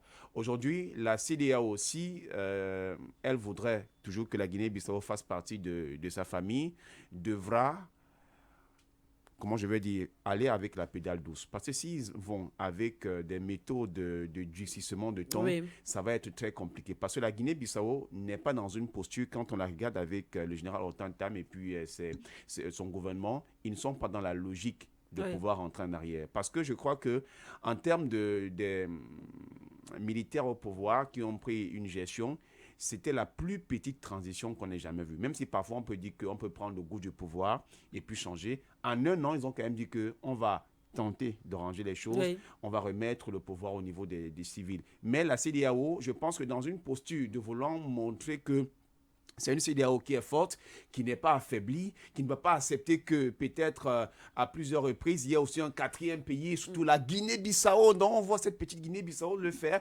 Il faut à tout prix utiliser les grands moyens. On est passé, donc on va suspendre, on va faire ceci. Et les autorités n'ont pas eu à apprécier cela. Et le coup avec la CPLP était donc justement pour dire que si vous pensez que nous sommes en train de blaguer, voyez, nous ne sommes pas dans une logique de blague. Nous sommes dans la logique où toute organisation qui estime que nous n'avons pas le droit de pouvoir nous gérer nous-mêmes et de présenter notre vision de ce que nous voulons de notre pays, alors nous sommes prêts à claquer la porte. Et puis la Guinée-Bissau, il ne faut pas se mentir, c'est quand même un pays qui est insulaire. Donc il y a beaucoup plus également aussi d'enjeux sur le plan économique et géostratégique pour la CEDEAO qui se dit que si nous ne faisons pas attention, nous pourrons perdre. D'où le rôle justement du Sénégal, d'abord en tant que voisin frère, mais également aussi un acteur qui ces derniers temps s'est souvent présenté également comme une sorte de médiateur qui pourrait apporter justement une sorte d'équilibre ou bien de juste milieu. Maintenant, est-ce qu'avec la venue du Sénégal, la CEDEAO va se dire que, OK, calmons un peu le jeu, voyons ce que les autorités sénégalaises, et encore puisque ce sont eux qui vont prendre la gestion de la commission de la CEDEAO, ce qu'ils pourront faire, ce qu'ils pourront en sortir de là, c'est autant de choses. Mais la Guinée-Bissau aujourd'hui présente un regard souverain, et je crois que s'ils venaient à acter leur sortie, que ce soit de la CEDEAO ou de la CPLP, automatiquement, la voie qui sera ouverte, ce sera du côté de l'État de l'AES, mais il va aussi rester à savoir s'ils vont remplir tous les critères, bien sûr, qui sont demandés par les pays membres. Oui, mais lorsque effectivement, on souhaite, je pense que aujourd'hui, on sait ce que représentent les États de l'AES. Le petit commentaire que je peux faire avant peut-être de passer la parole à Nguéné, c'est qu'on a vu la Guinée, un pays comme la Guinée-Conakry également, pratiquement au même moment avec les autres États de l'AES, il y a eu justement ces coups, parce que de l'autre côté, on parle de coups révolutionnaires, coups populaires, même si en Guinée, on a eu l'impression que c'était également le cas. On s'était dit que la Guinée-Conakry allait rejoindre également les États de l'AES, ce qui ne fut pas effectivement le cas. Et aujourd'hui, la Guinée-Conakry est toujours membre de la CEDEAO, oui, effectivement. Et d'ailleurs, c'est le pays qui n'avait pas été, je crois que la sanction était... Elle était pratiquement différente. Voilà. Et maintenant, on a donc un pays tel que la Guinée-Bissau. Pour parler, par exemple, de la CPLP, il faut... pour qu'on comprenne un peu l'ampleur quand même de la situation et ce qui pourrait donner un peu de crédit quand même à ces dirigeants, ces nouveaux dirigeants de la Guinée-Bissau, la CPLP qui est un peu à l'image de la francophonie, qui est à l'image de la francophonie. Il faut rappeler que les États de l'AES également sont sortis de la francophonie. C'était en mars 2025. Ils ont décidé de sortir de la francophonie. Alors, la CPLP, si du côté de la francophonie, on voit la France, du côté de la CPLP, c'est le Portugal. Et tel que, si on s'en tient aux explications qui ont été apportées, par exemple, par le président Matomba sur ce sujet, qui maîtrise d'ailleurs très bien l'histoire de la Guinée-Bissau, au niveau de la Guinée-Bissau, la présence portugaise était encore extrêmement accrue. Il a pris un exemple déjà sur le plan médiatique, le paysage médiatique. En Guinée-Bissau, il n'y a que 2 télévisions qui émettent dans le pays. La télévision nationale et la télévision portugaise. Tout simplement. Il n'y a pas de médias privés, il n'y a pas. Donc, la télévision nationale, la télévision portugaise. Et vous imaginez un peu, s'il faut faire la comparaison, franchement, c'est la télévision portugaise qui va... Donc, imaginez le son de cloche, imaginez le message. C'est-à-dire ce que la population suit tous les jours. Ce sont les messages, voilà, de cette organisation. Et voilà. Donc, c'est tout ce qui suit, c'est ce qui vient du Portugal. C'est ce que le Portugal veut qu'ils entendent, qu'ils comprennent, qu'ils sachent. Donc, c'est ce qui se passe du côté de la Guinée-Bissau. Alors, donc, laquelle apporte à une institution comme la CPLP, moi, je pense que ce serait vraiment grandiose parce que ce ne sera pas différent, justement, de la francophonie. Alors, maintenant, si on parle du cas de la CEDEAO, la CEDEAO, ça veut dire ils vont suivre les pas des États de l'AES, bien sûr. Donc, si on a CEDEAO, CPLP, moi, je pense que ça va faire un très bon cocktail et ça va permettre... Moi, sincèrement, j'ai bien envie de croire. J'ai bien envie de croire en ces nouveaux dirigeants, oui. Alors, moi, j'aurais d'autres grilles de lecture. Oui. La première, c'est quoi? C'est un peu regrettable à chaque fois qu'on évoque les sujets autour de ces organisations. Oui, parce que j'ai l'impression que on n'arrive pas à tirer les enseignements des échecs observés au niveau de la sous-région de façon générale. Vous avez perdu 3 États, et pas des moindres. Mali, Niger, Burkina Faso, qui pour la plupart également étaient des membres fondateurs de cette communauté. Vous avez une situation critique du côté de la Guinée, parce que vous ne savez pas, la Guinée peut basculer du jour au lendemain, vous dire que, bon, moi aussi je claque la porte, je rejoins l'AES, ça c'est une position qu'on n'a toujours pas réussi à cerner. Vous avez une situation tendue du côté du Bénin, une tentative de coup d'État déjouée, qui a failli d'ailleurs renverser le président Patrice Talon. Et du côté de la Guinée-Bissau, vous avez une instabilité politique qui perdure depuis les indépendances, avec bien sûr l'enchaînement de ces coups d'État qui n'ont pas toujours réussi. Alors, on estime que compte tenu des échecs enregistrés jusqu'ici, ces États-là au moins auraient pu se poser les bonnes questions. Quand je dis se poser les bonnes questions, ça veut dire au lieu à chaque fois de briller par des sanctions que certains peuvent juger d'illégitimes, d'illégales, il faut déjà poser les questions de savoir comment en est-on arrivé là. Ça, c'est une question primordiale. Et je me serais attendu que le sommet d'Abuja, celui du 14 décembre dernier, serve de détonateur. C'est-à-dire que on se réunit dans un contexte tendu. On a un coup d'État qui vient d'échouer au Bénin. On a un coup d'État qui a réussi du côté de la Guinée-Bissau. Mais ça en fait trop quand on se pose les questions. Alors, ces dernières années, quand même, ça en fait trop de coups d'État. Ça en fait trop. Alors, qu'est-ce qu'on fait? Comment expliquer cette recrudescence de coups d'État, ces changements de pouvoir? Pourquoi les militaires estiment-ils aujourd'hui qu'il faudrait renverser forcément les dirigeants qu'on estime être démocratiquement élus? Comment en est-on arrivé là? Ça, c'est une question primordiale qu'il fallait forcément se poser. Alors, vous vous rendrez compte qu'au lieu de se poser cette question, on va une fois de plus brandir les menaces. Et qu'est-ce qu'on a fait pour le cas de la Guinée-Bissau? On a rejeté le chronogramme de transition qui avait été proposé. C'est vrai, oui. Certains d'ailleurs ont apprécié, parce qu'on a dit 12 mois quand même. C'est difficile de voir un militaire faire un coup d'État et vous dire qu'il vous rend le pouvoir dans un an. La plus petite marge. Un an, c'est vrai. 12 mois pour une transition, c'est assez rare. Même au Mali, ça n'a pas été le cas. Au Burkina Pas Faso, ça n'a du pas tout. été le cas. Au Au Niger, Niger, ça n'a pas pas du été le tout. cas. C'est vrai. Encore moins en Guinée, ça n'a pas été le cas. C'est la plus petite marge. Non seulement on rejette ce chronogramme de transition, on vous dit si vous ne remettez pas le pouvoir immédiatement aux civils, on brandit des sanctions. On ne se limite pas là. Qu'est-ce que la CEDEAO fait? Elle vous oblige à rendre les résultats de l'élection présidentielle du 23 novembre dernier. Sachant que préalablement, cette même CEDEAO avait dépêché une mission conduite par le président en exercice Julius Maada Bio en Guinée-Bissau. Et cette mission avait rencontré le président de la CNE, qui est l'organe en charge de l'élection. Qu'est-ce que le président de la CNE leur avait dit à cette mission, même mission de la CEDEAO? Qu'il nous est impossible actuellement de publier ces résultats parce que le 26 novembre dernier, les fichiers qui avaient été numérisés ont été pillés. Donc, vous avez, on se demande ce qu'on recherche exactement. Alors, vous avez tous ces éléments d'appréciation à votre disposition. Comment pouvez-vous demander aux dirigeants actuels de rendre immédiatement le pouvoir aux civils et rejeter leur chronogramme de transition? Vous vous rendrez tout simplement compte que le logiciel ne change pas. Et ce qui fait également problème aujourd'hui, parce que moi, si j'étais le conseiller spécial du président Horta Tam, d'ailleurs, s'il me tend la perche, je vais la saisir volontairement. C'est pas, c'est pas pour... Donc, c'est pour vous dire quoi? Je lui dirais, Monsieur le Président, sortez de cette CEDEAO. Pourquoi? Parce que peu importe ce qu'on fera et on dira, il y aura toujours ce double standard. Tout à l'heure, je parlais des causes profondes. Cette CEDEAO-là, quand les dirigeants aujourd'hui qui sont en Afrique de l'Ouest, quand le président Patrice Talon s'est levé 1 an avant de partir du pouvoir, il a dit on modifie la constitution. La CEDEAO n'est pas montée au créneau pour dire non. Quel est l'apport de cette modification d'une constitution que le président vient de promulguer juste après une tentative de coup d'État manqué contre lui? Qu'est-ce que la CEDEAO a dit par rapport à ça? Quand le président Alassane Ouattara s'est levé en 2016, il a dit qu'il modifie une constitution qui lui permet aujourd'hui de briguer un 4e mandat. La CEDEAO n'a pas réagi. Il y a un double standard. Donc, ne soyez pas surpris que les dirigeants bissau-guinéens disent que, compte tenu du fait qu'il y a ce double standard et qu'on ne s'interroge pas sur les causes profondes de ces changements de pouvoir, on veut sortir. C'est le même cas. Je vous ai dit, j'avais 2 grilles. La deuxième, concernant la CPLP.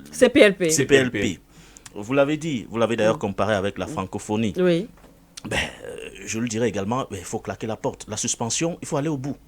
Parce que là, la Guinée-Bissau vous dit, j'annonce la suspension de nos activités de la CPLP. Mais il faut aller au bout, monsieur Hortatam. On vous attend sur ce dossier. Pourquoi on vous attend sur ce dossier? Parce que comme la francophonie, ça ne rapporte rien à la Guinée-Bissau. Il y a plusieurs jours, le ministre camerounais des Finances a fait une sortie. Il vous a dit, pour toutes ces organisations, on engage des sommes colossales en guise de participation. Et on fait même partie de certaines organisations dont on ne maîtrise même pas la date d'adhésion. Encore moins la plus-value que cela rapporte à nos États. Peut-être pour le cas de la Guinée-Bissau, c'est différent avec ce que vous avez relevé tout à l'heure, cet ancrage-là. Culturellement, oui, forcément, il y a une certaine avancée. Mais si on sort de là, ça va nous donner d'autres perspectives. Ça va nous permettre de nous éloigner progressivement, bien sûr, de cet ancrage culturel qui est suffisamment implanté aujourd'hui. Et je pense que c'est à mettre, si cela se concrétise, ça sera à mettre forcément à l'actif des nouvelles autorités. Donc ne serons pas surpris. Ce qui se passe n'est que la conséquence logique du fait qu'au niveau de ces organisations, on refuse aujourd'hui d'intégrer un certain nombre d'enseignements liés justement à tous les événements qui se sont déjà produits dans cette même sous-région. Tirer les leçons. Donc, parce que je pense que les cas AES devraient normalement nous permettre... Ça peut basculer à un moment comme à un autre. Ça, c'est sûr. Je voudrais ajouter, par rapport au premier commentaire que j'ai eu à faire, je crois qu'au-delà justement de refuser de tirer les enseignements, comme j'avais évoqué, pour le cas peut-être de la CEDEAO, je pense que c'est la même chose que la CPLP a eu à faire. C'est qu'on a tellement minimisé la Guinée-Bissau. On s'est tellement dit que la Guinée-Bissau, c'est un pays avec tel nombre de millions d'habitants, il ne pourra pratiquement rien faire. Je crois que quand on regarde par exemple le Mali, le Burkina Faso et le Niger, on a vu la Guinée-Bissau. En fait, on s'est dit qu'ils ne pourront pas résister, ils ne pourront pas tenir. On ne s'attendait pas à ce qu'ils puissent avoir ce sursaut d'orgueil de dire que, monsieur, si vous ne voulez pas en réalité comment cela se fait, nous allons claquer la porte. Parce que, comme on l'a si bien indiqué ici, ça a été la plus petite transition que proposée, bien sûr. Jamais on a connu, même si le goût du pouvoir pourrait venir par la suite, mais il fallait au moins qu'ils disent, OK, ils ont proposé 1 an. Tentons un peu de voir. Et dans ce qu'ils ont eu, il y a quand même un chronogramme. Cela vous a dit par là qu'ils ont dit, OK, voici les étapes par lesquelles nous souhaitons passer. Voilà ce que nous souhaitons faire.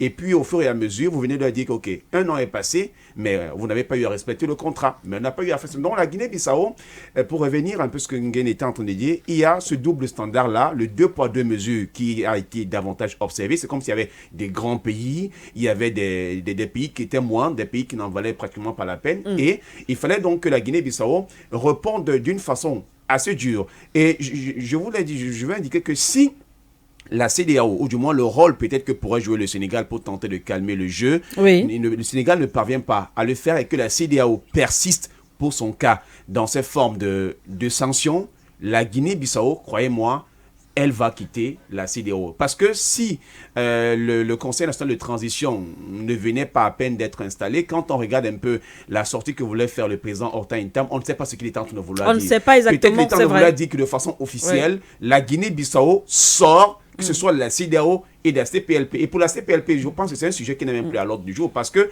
la CPLP, du moment où, tant que la Guinée-Bissau ne sera pas restitué dans son rôle à la plaque tournante de cette présidence-là, je crois que la Guinée-Bissau ne reviendra même pas. Mais je pense également que le président Horta Tam a voulu respecter, je veux dire quoi le Conseil national de la transition. Oui, parce que je dis que s'il y en en l'absence justement du Parlement, quand on dissout le Parlement, c'est le Conseil national de transition qui joue ce rôle-là. Et une décision comme celle-là, celle qui concerne le retrait de ces organisations, elle doit être prise par ces organes-là. Donc je pense qu'il a surtout voulu, d'autant plus qu'il venait de nommer les membres justement du Conseil national de transition, il fallait justement leur donner cette légitimité de pouvoir se prononcer sur ces dossiers délicats. On est presque à la fin, hein. On a encore quoi, maxi 10 minutes pour nous séparer, mais on va quand même, on a le plaisir, hein, et l'honneur d'ailleurs depuis ce matin, le président Matomba nous accompagne voilà, dans nos différentes discussions et nous permet de bien appréhender.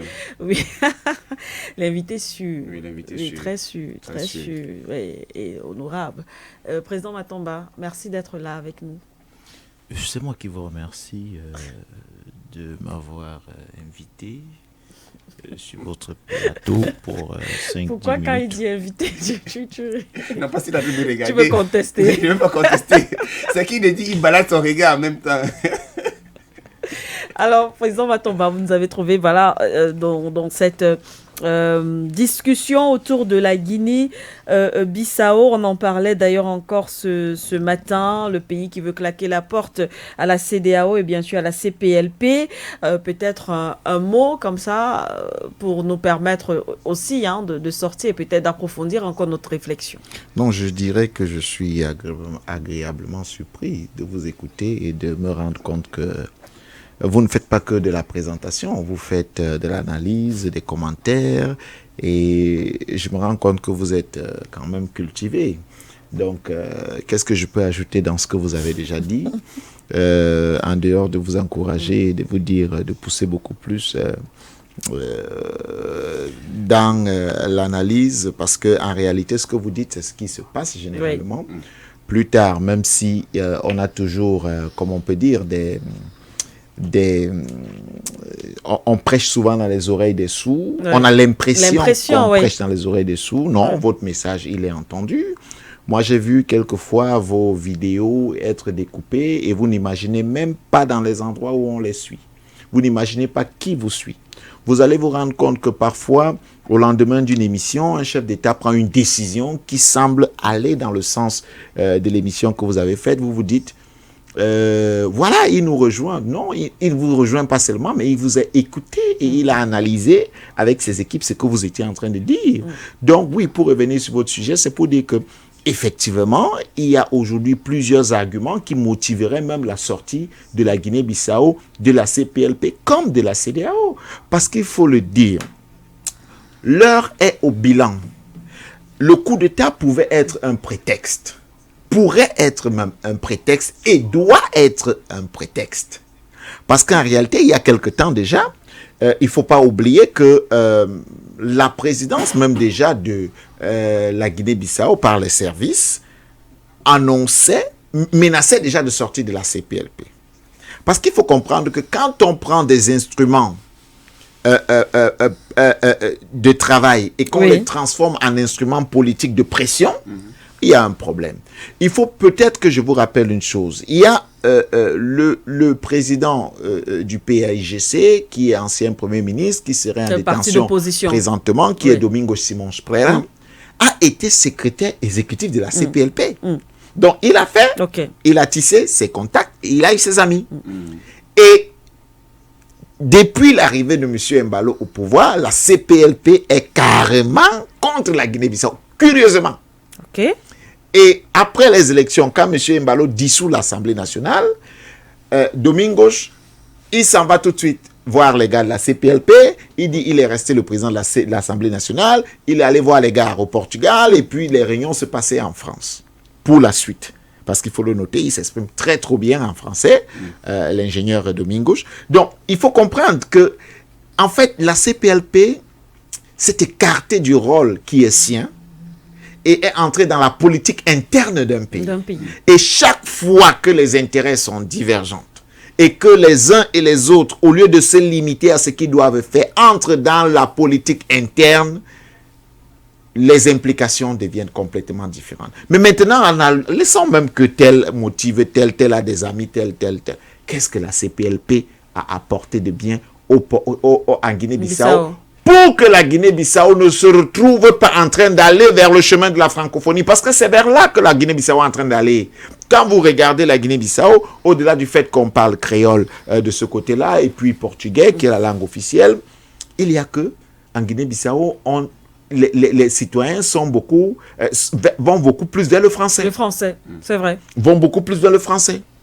Récemment encore, il y a le monsieur qui est à Paris, là, qui voyage partout, là, qui dit souvent des choses, et que celui que je considère d'être l'aubaine africaine, il est allé là-bas, il a offert 5 millions d'euros, il dit que c'est pour construire une école française qu'ils ont construit. Oui, c'est vrai. Déjà. À Bissau, tout à fait. Ils ont construit une école française. Donc, et puis, c'est pas des éléments à négliger. Ils veulent être aux premières loges. Ce sont eux qui veulent montrer au président sortant que non, nous sommes vraiment très amis. Et le président Embalo tout le temps, oh, Macron, c'est un frère, ton frère où? Tu le connais où? Il est ton frère depuis quand? Macron, lui, il est là pour les intérêts de la France. Donc, je vais plus loin. C'est pour dire que, en réalité, il y a donc que les intérêts des hommes viennent passer au-dessus des intérêts des organisations. Et les gens ne font pas attention. La CPLP, qu'est-ce qu'elle a apporté dans tout le régime d'instabilité qu'on a connu dans la Guinée-Bissau? Plus de 10 présidents issus des tentatives qui ont été victimes, soit des coups d'État, soit issus des coups d'État. Plus de 10. Je vais partir de Luis Cabral à Nino Vieira. Nino Vieira, Ansoumane Mané. Ansoumane Mané, Koumbayala. Koumbayala, Malang Bakay. Donc, tous ces gens-là, chacun était toujours sur un fauteuil éjectable parce qu'on sait qu'à tout moment, le coup d'État peut arriver. À côté de ça, le plus grave, ce n'est pas ça, c'est pas ce que vous voyez. C'est que chaque fois qu'il y a coup d'État, c'est une année blanche. C'est une année blanche d'école. Les jeunes ne vont pas à l'école. C'est une année blanche. Et ceux qui ont réussi l'espoir d'aller au Portugal, quand ils ont fait 1 an, 2 ans dans les universités, ils fuient, on les appelle docteurs. Mais c'est eux qui sont appelés à venir diriger le pays plus tard. C'est ça la ressource qu'on forme en perpétrant des coups d'État. On ne mise pas sur l'éducation et puis on est dans des organisations qui sont là en train de chanter je ne sais quoi. Dans CEDEAO, la Guinée-Bissau, depuis qu'elle appartient à cette organisation, qu'est-ce qu'elle a apporté de concret à ce pays? Parce qu'au-delà de tout, il faut qu'on soit capable de montrer et de toucher du doigt ce que les uns et les autres ont fait. Madame Siké, je ne veux pas devenir président pour qu'on dise que le président a fait ceci, c'était des histoires illusoires. Il faut qu'on dise que voilà ses œuvres, que ce soit visible et que ce soit, on dit quoi, touchable? Tangible. Palpable, tangible. Vous parlez souvent le gros français ici. La personne qui parle le gros français n'est pas là aujourd'hui. Non, il faut qu'on soit en mesure de toucher. Sinon, ça sert à quoi si on ne peut pas améliorer les conditions de vie des citoyens? Si les citoyens sont obligés de partir du pays parce qu'ils vont chercher les meilleures conditions? Si les gens sont obligés d'essayer de se soigner ailleurs parce que nos hôpitaux ne nous offrent pas des conditions? Ça sert à quoi d'être dans toutes ces organisations? Je crois qu'à un moment donné, il est peut-être même temps qu'on se renferme. Comme la Chine l'a fait. La Chine qui est citée un modèle aujourd'hui. Comment elle a fait? L'Inde. Mais qu'on arrête de se foutre de nous, organisation ceci, on va faire des sanctions ciblées. Et puis quoi? Quand on finit de sanctionner, vous ne savez pas qu'il y a des gens qui naissent dans des pays, ils meurent dans le pays, ils n'ont jamais su ce que c'est que prendre la voiture et aller dans une autre ville. À plus forte raison, prendre l'avion et aller dans un autre pays. Pourquoi les gens pensent que c'est quand on prend l'avion qu'on est devenu civilisé ou qu'on a grandi? Mais sanctionner même, on ne sort même pas de chez nous. Mais ne venez pas aussi. Parce que vos intérêts là vous amènent chez nous. Ouais. C'est pour vos intérêts que vous dites que vous pensez que les gens aiment les populations des Bissau-Guinéens, ou ils aiment les Nigériens, ou ils aiment les Burkinabés, ou encore les Maliens, ou encore même les Camerounais. Vous croyez que c'est l'amour des populations qui préoccupe vraiment les gens? Ce sont les intérêts. Bien sûr. Ce sont les intérêts. Le jour que chaque peuple comprendra le pouvoir qu'il a, et qu'il n'est pas obligé d'aller ailleurs, ou d'appeler même ces gens-là pour intervention, ce peuple-là se libérera. C'est ce qui a été à l'origine, Madame Siké, oui, des luttes d'indépendance. Parce que nos dévanciers ont compris qu'ils n'avaient pas besoin de ces gens-là. Et ils ont dit, ce que vous êtes en train de faire chez nous, ce n'est pas ça qui est bien pour nous. Et nous allons donc nous battre pour l'indépendance. Conséquence, ils ont pris des gens, ils ont mis à la tête de nos États pour que ces gens continuent à servir leurs intérêts. Et ils nous ont amenés dans leurs églises, ils nous ont amenés dans leurs écoles. Et aujourd'hui, on a fini par croire que ce qu'ils disaient, c'est ce qu'il fallait. On a oublié les raisons pour lesquelles les gens se sont battus. Les gens, ce n'est pas qu'on s'enferme entre nous, mais qu'on se développe conformément à nos réalités, à notre environnement. Parce que nous ne sommes pas, on veut nous faire passer pour les sauvages, nous ne sommes pas des sauvages. Vous connaissez plus social que les Africains? Regardez, quand on met un plat de nourriture là, nous sommes capables de manger tous dans la même assiette. On se lave les mains, on prend un peu, on mange, et puis on vient vous dire que c'est pas hygiénique. C'est pas hygiénique. Ils ont amené le concept des plats individuels.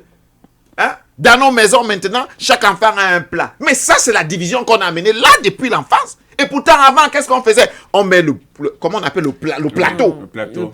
On sert tout dedans, chacun prend. Le plat de chacun couscous là, avec les mains, le foufou là. Et là-dedans, qui va empoisonner qui? Dites-moi vous-même, qui va empoisonner qui là-dedans? Ouais. Chacun lave les mains ou prend une cuillère, je ne sais pas trop, on mange. Mais il vous amène des histoires où on commence à vous dire non, il faut séparer et ce sont tant de choses qui énervent Madame Siké. C'est-à-dire que quand vous m'invitez sur votre plateau, il faut faire très attention. Mais ça va très loin parce que vous ne pouvez pas mesurer. Ouais. À l'époque, pour nous, quand nos parents disaient, on était dans des maisons, on disait chambre des garçons. Et puis chambre des filles. Des filles, c'est vrai. Ça, c'est quand il y avait un peu de possibilités. Mais quand il n'y avait pas, tout le monde dormait dans la même chambre. Oui. Mais quand il y avait un peu, chambre des garçons, chambre des filles. Vous savez ce qui se passe maintenant? Non, je dois avoir la chambre de Mwaha, je dois avoir la chambre d'Engene, parce qu'il ne faut pas que, vraiment, c'est des hommes, ils sont en train de grandir. Non, on les apprend déjà à être séparés. Mais il n'y a pas plus social que les Africains. Je le dis encore, et on a cassé ça pour nous apprendre l'individualisme. Et c'est ce qui nous pousse dans tout ce que vous pouvez imaginer, la corruption et tout, parce que nos valeurs ont été modifiées. On veut les ressembler. On veut être comme eux. Et donc, du coup, c'est la course à l'enrichissement parfois illicite. Je ne dis pas qu'on n'est pas travailleur pour réussir. Non, mais pourquoi est-ce que l'individualisme a pris le dessus sur... On dit quoi? Dans notre société, en tout cas africaine. Sur le général, non. Sur le général. Oui. C'est pas un général d'armée. Non, pas un général d'armée, pas le général en tant que dame, non. Donc, pourquoi est-ce que l'individualisme prend le dessus sur, n'est-ce pas, l'intérêt général? Oui. Pourquoi? Comment sommes-nous arrivés là? Ce sont des mots que nous devons soigner. Ce sont des mots que nous devons soigner. D'accord. J'ai pas fini, mais bon, je m'arrête là. Oui, Oui, parce que... Ce que le président disait, que, ça rejoint... Il faut ouvrir mon micro, non? Mon micro est en train de passer. On a 2 minutes. Hein. Oui, très rapidement. Ça rejoint un peu ce que le professeur Hubert Monondiana disait, le mapartisme. Donc, je pense... Ma part seulement. Oui, ma part seulement. Pas comme il y a un parti politique là qui a... Je vous avais que Njamin, c'est notre ami. Non, je ne parle pas... Non, je parle... J'ai dit qu'il ne faut pas qu'on confonde. Non, c'est la 2e fois. Qu'est-ce que j'ai fait encore? On ne s'est pas amusé ce matin. On ne s'est pas amusé ce matin. Vous, t'as dit que tout chez vous, c'est la géopolitique. Mais d'accord, c'est la fin. Il n'y a pas eu vous avez... Enfin, le débat a été très houleux, d'ailleurs, et très intéressant. Bon, mon frère Nguéné et moi, on a failli se prendre ici, là, au niveau du travel ban américain. Sport, oui. Il nage seulement dans le... Merci en tout cas, Nguéné, d'avoir été avec nous. Même si on va voir s'il faudra prendre une sanction, parce qu'il n'y a pas eu le 12 Nguéné. Wow. Il n'y a pas eu le 12 parce qu'il était en train de discuter ici. Que Donald Trump a raison. Donald en a pas raison. Merci beaucoup d'avoir partagé. Madame. Le dire comme ça, ça me fait penser que vous devez être sanctionné. Non, nous tous, on doit être sanctionnés. Jusqu'en Kélé, moi, Florent, tu sais là. Il y a même Julie qu'il faut sanctionner aussi. Il y a Julie qu'il faut sanctionner. Bientôt. Merci à Noira et merci beaucoup au président Matomba d'avoir été avec nous. C'est la fin de votre édition, le grand talk sur For You Radio. Mesdames et messieurs, chers auditeurs, téléauditeurs et téléspectateurs de For You Media Africa, on se retrouve demain à la même heure, d'autres thématiques. Et voilà, à très bientôt.